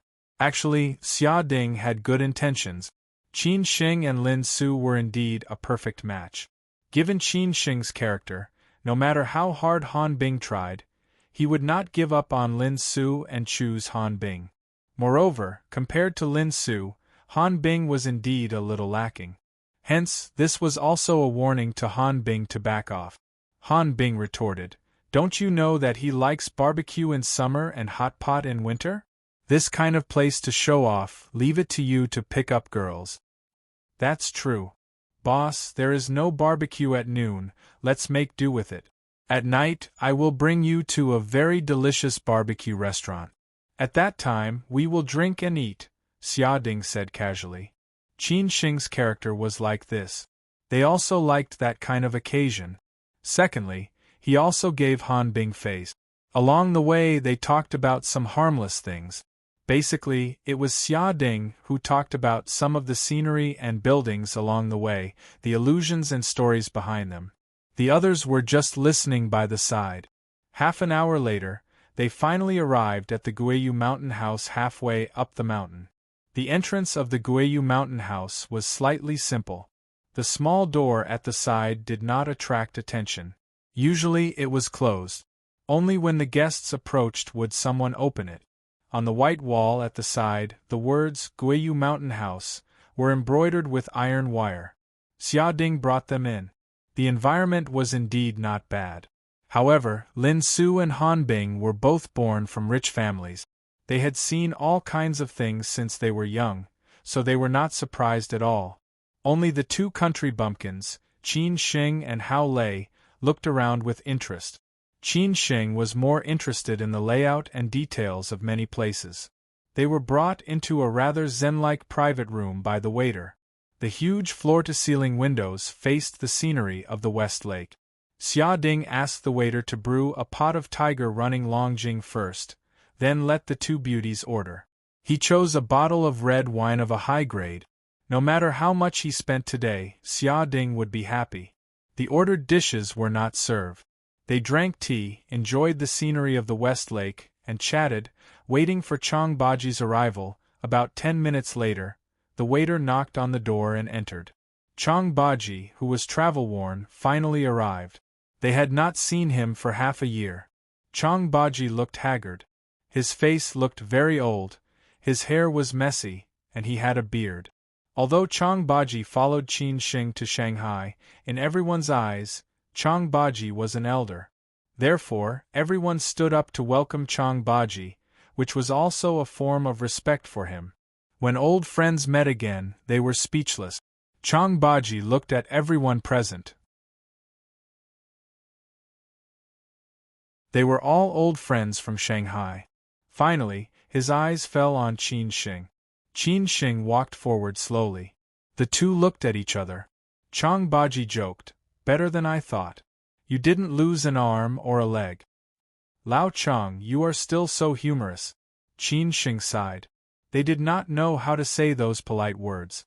They were happy, excited, and grateful to see each other again. After surviving a disaster, they could only drink to their heart's content. Chang Baji said generously, "Do you have wine?" Xia Ding smiled and replied, "Yes, but it's red wine. It's definitely not to your liking. Give us white wine." Chang Baji waved his hand. Qin Shing laughed and said, "Then let's drink white wine. I'll drink with Lao Chang." Xia Ding hurriedly called the waiter over and chose a bottle of white wine. Originally, they would not go home until they were drunk, so they brought it forward to noon. That's right, there is wine today, get drunk today, and worry tomorrow. Drinking, reminiscing, forgetting the past, thinking about the future, and sharing the joy, anger, sorrow, and joy of this half a year. The group of people enjoyed it. Even Lin Su, who had always been quiet, was moved by their emotions. Just like that, they stayed here at Guiyu Mountain House for 2 hours. This amount of wine was not enough to make these people, who had a high capacity for alcohol, drunk. At most, they were slightly tipsy. Lin Su had already told Qin Shing yesterday that he could drink to his heart's content today. How could Qin Shing miss this opportunity? After lunch, Xia Ding found a tea house nearby. The group moved to the tea house and continued to chat and drink tea. The men talked about other men. Lin Su and Han Bing had been together for a long time and had many topics to talk about. However, Han Bing did not intend to let Lin Su go just like that. After drinking tea, everyone was a little sleepy. Xia Ding had already booked a room at the nearby Four Seasons Hotel. The group went to rest first, and Lin Su left first. At night, they continued to party wantonly. First, they went straight to the barbecue restaurant that Xia Ding found. After that, they went to the KTV to sing. In the end, the men were completely drunk. Only Chang Baji remained sober. Qin Sheng was even more drunk and unconscious. Han Bing was also in a daze. Even Lin Su, who rarely drank, was a little tipsy today. Fortunately, Xia Ding had made arrangements in advance. 2 cars were waiting outside. The driver and Lin Su sent everyone to the hotel. The day finally came to an end. However, Lin Su did not sleep for half the night. She first made arrangements for Han Bing, and then came to take care of the men. Except for Chang Baji, who was fine, the other 3 men all vomited. At 3 o'clock in the morning, Chang Baji was slightly sober. He told Lin Su that he would take care of Xia Ding and Hao Lei. Lin Su then went back to Qin Sheng's room and lay beside him for the night. The next morning, it was not until around 10 o'clock that the people who were drunk last night woke up. All of them were dizzy and did not know how they came back last night. Chang Baji and Lin Su woke up quite early. The 2 went downstairs for breakfast. Chang Baji strolled outside alone, while Lin Su went back to the room to take care of Qin Sheng. Damn, how much did we drink yesterday? My head is about to explode, Xia Ding mumbled after he got up and showered. Hao Lei rubbed his head and said, I don't know either. Anyway, I only know that at the KTV you idiot even drank a bottle with me. Before we finished, you went to the bathroom and vomited. I haven't indulged like this for a long time. Qin Sheng was in a good state. After all, he had recuperated for such a long time. He could not help but sigh. He was a person who could not live without alcohol. He had endured for half a year, waiting for this day. Han Bing also echoed, I haven't drunk like this for a long time. Xia Ding mocked. Someone wanted to compete with Lin Su in drinking last night. They clinked glasses 3 times in a row.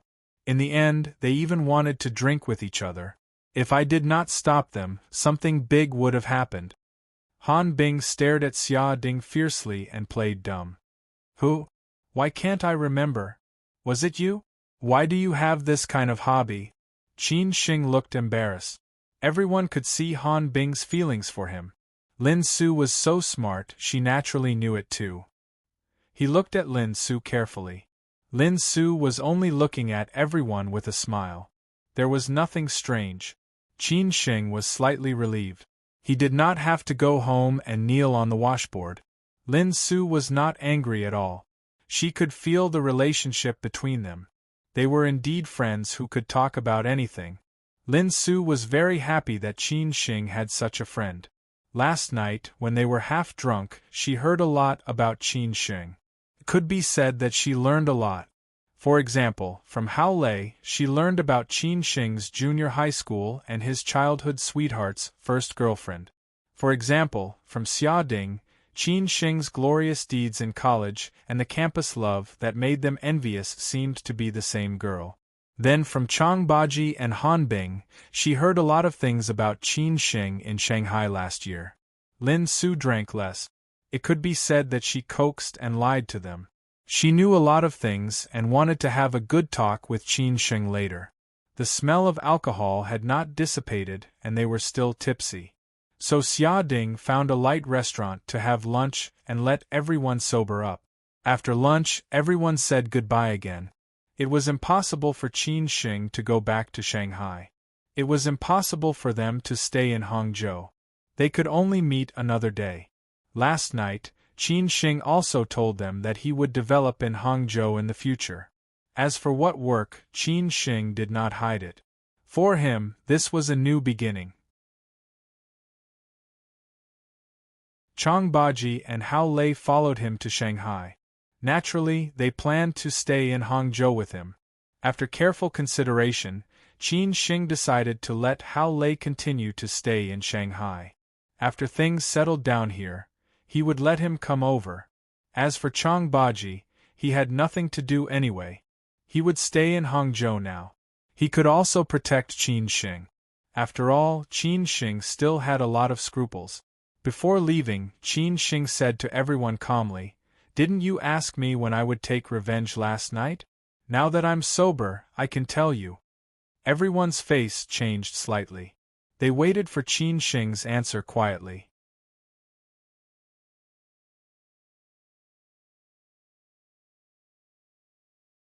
Chapter 204. Husband and father. After graduating from university, Qin Shing's life began to wander from place to place. He thought that his grandfather said that Shanghai was his lucky land, so he made up his mind to make a name for himself in this city. However, he did not expect to be involved in troubles one after another, and finally had to leave helplessly. At the end of the day, he was just an ordinary person right now. Facing a powerful clan like the Yen clan, he had no chance of fighting back at all, unless he was willing to risk his life. However, that would only be foolhardy and not worth it. Qin Shing might forget about a small grudge with a smile, but in this kind of blood feud, he would definitely take revenge. He did not take revenge now because he did not have the strength and opportunity. In the future, when he had the strength, he would definitely take revenge. Most people were like this, and Qin Shing could not reach the level of a sage. Therefore, last night, Xia Ding, Hao Lei, and others felt unfair for him, and held back their anger, asking him when he would take revenge. Qin Shing did not speak at that time, restraining his inner impulse, and suppressing his resentment in the bottom of his heart. At this moment, Qin Shing finally gave them an answer. Such an answer represented how much determination Qin Shing had made. If he could not take revenge, he would not go back to Shanghai. If he went back to Shanghai, he would take revenge, whether it was 10 years, 20 years, 30 years, or 50 years.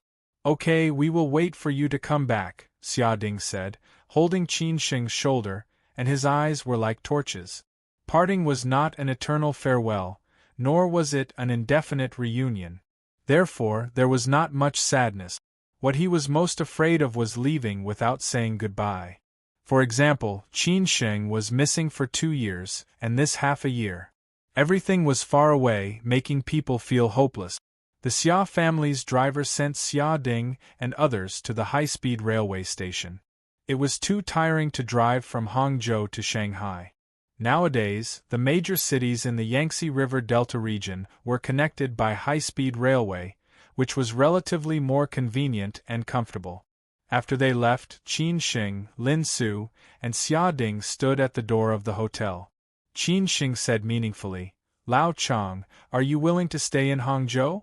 Last time Chang Baji followed Qin Shing to Shanghai, it was because of his master's order, and secondly because of Qin Shing's character, and so on. Later, Qin Shing also found him a decent job, the deputy general manager of Shangshan Ruoshui. But now? Qin Shing had just arrived in Hangzhou, and he had not even established himself, let alone found a suitable job for Chang Baji. Chang Baji was not an ordinary person. With his shrewdness and martial arts skills, he could find something to do wherever he went. Even if he returned to Xi'an, he would still be the same Chang Baji. However, Qin Shing really wanted to keep Chang Baji by his side. With such a master, who was both a teacher and a friend, he could get twice the result with half the effort in whatever he did in the future. But what was Chang Baji thinking? Chang Baji looked Qin Shing up and down. He smiled faintly and said, "I quite like this city of Hangzhou. Half of the mountain and half of the lake are enough for me to stroll around for half a year. So I'll stay in Hangzhou for now. We'll talk about it later." He just gave Qin Shing a deadline, which made Qin Shing feel very gratified. He said in a hurry, "Okay, then you can stroll around during this period of time. As for the accommodation, there are 2 rooms in the Golden Coast. You can live in one room, and Lin Su and I will live in the other room." Lin Su did not object to this. Chang Baji and Qin Shing had been through life and death together. Although it was not appropriate for outsiders to stay at home, Lin Su would not say anything. However, Chang Baji was not used to it. He refused tactfully and said, "You don't have to worry about this. I have a friend in Hangzhou.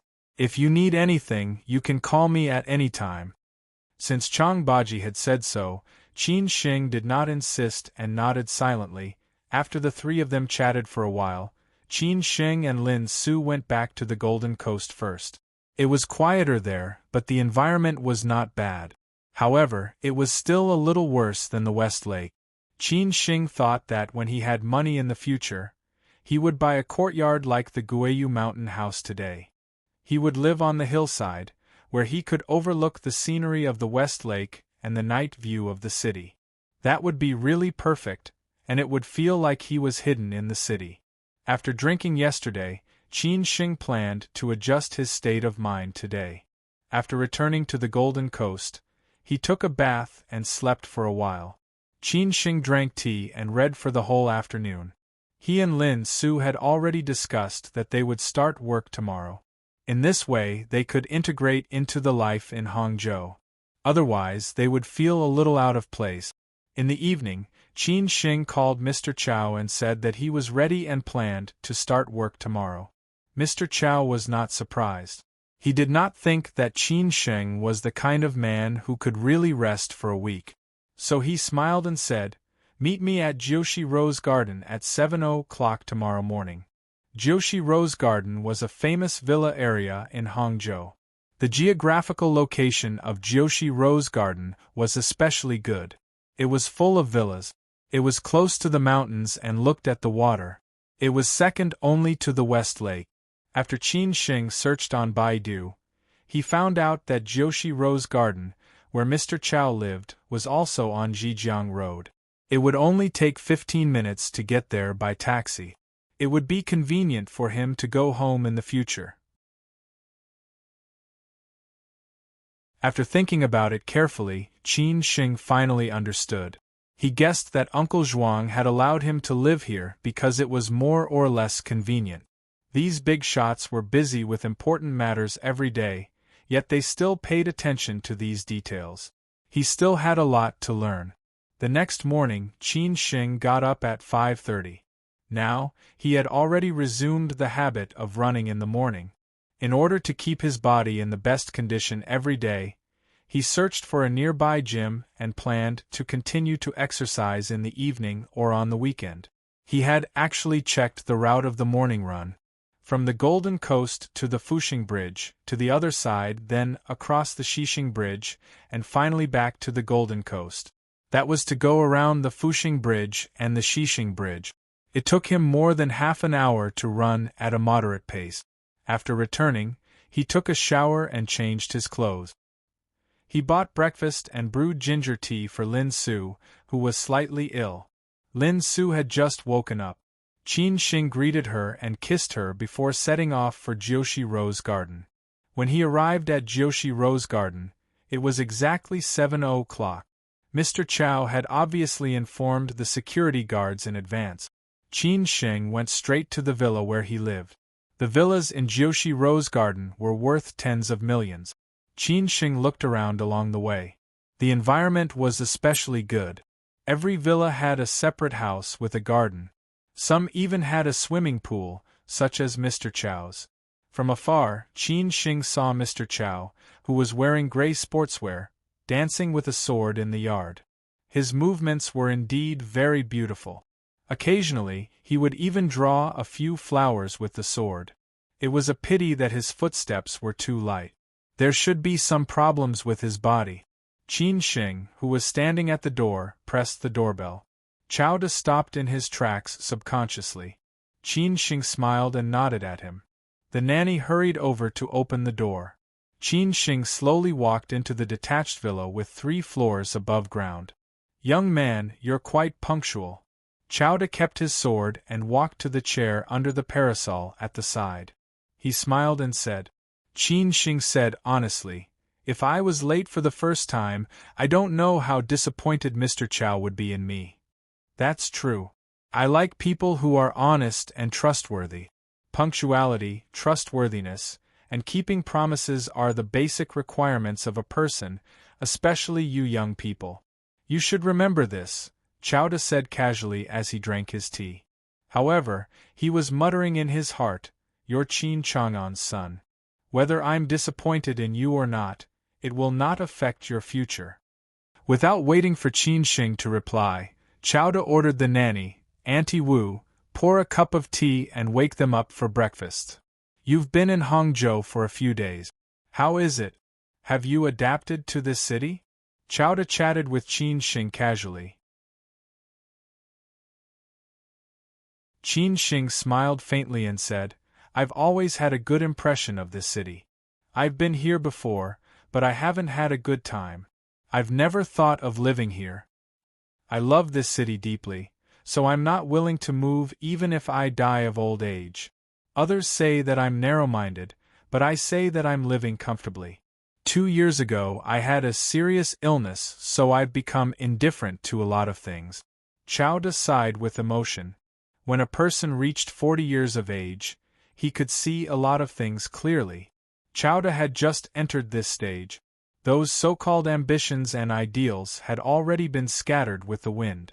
Every successful person did not succeed casually. Every person in a high position had endless bitter stories to tell. This was also the reason why Qin Xing liked to chat with these middle-aged people. A few casual words could be the experience that could only be accumulated over 10 years. It could help you avoid a pit and take a detour on the road. Qin Xing listened quietly and did not intend to interrupt at all. Asking him to comfort Mr. Chow and have a heart-to-heart talk with Mr. Chow? He did not have that qualification, nor did he have that kind of ability.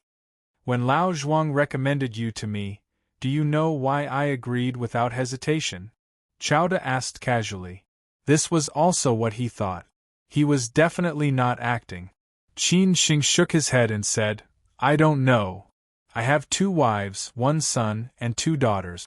My son is about to graduate from college, 1 daughter is in high school, and the other has just entered junior high school.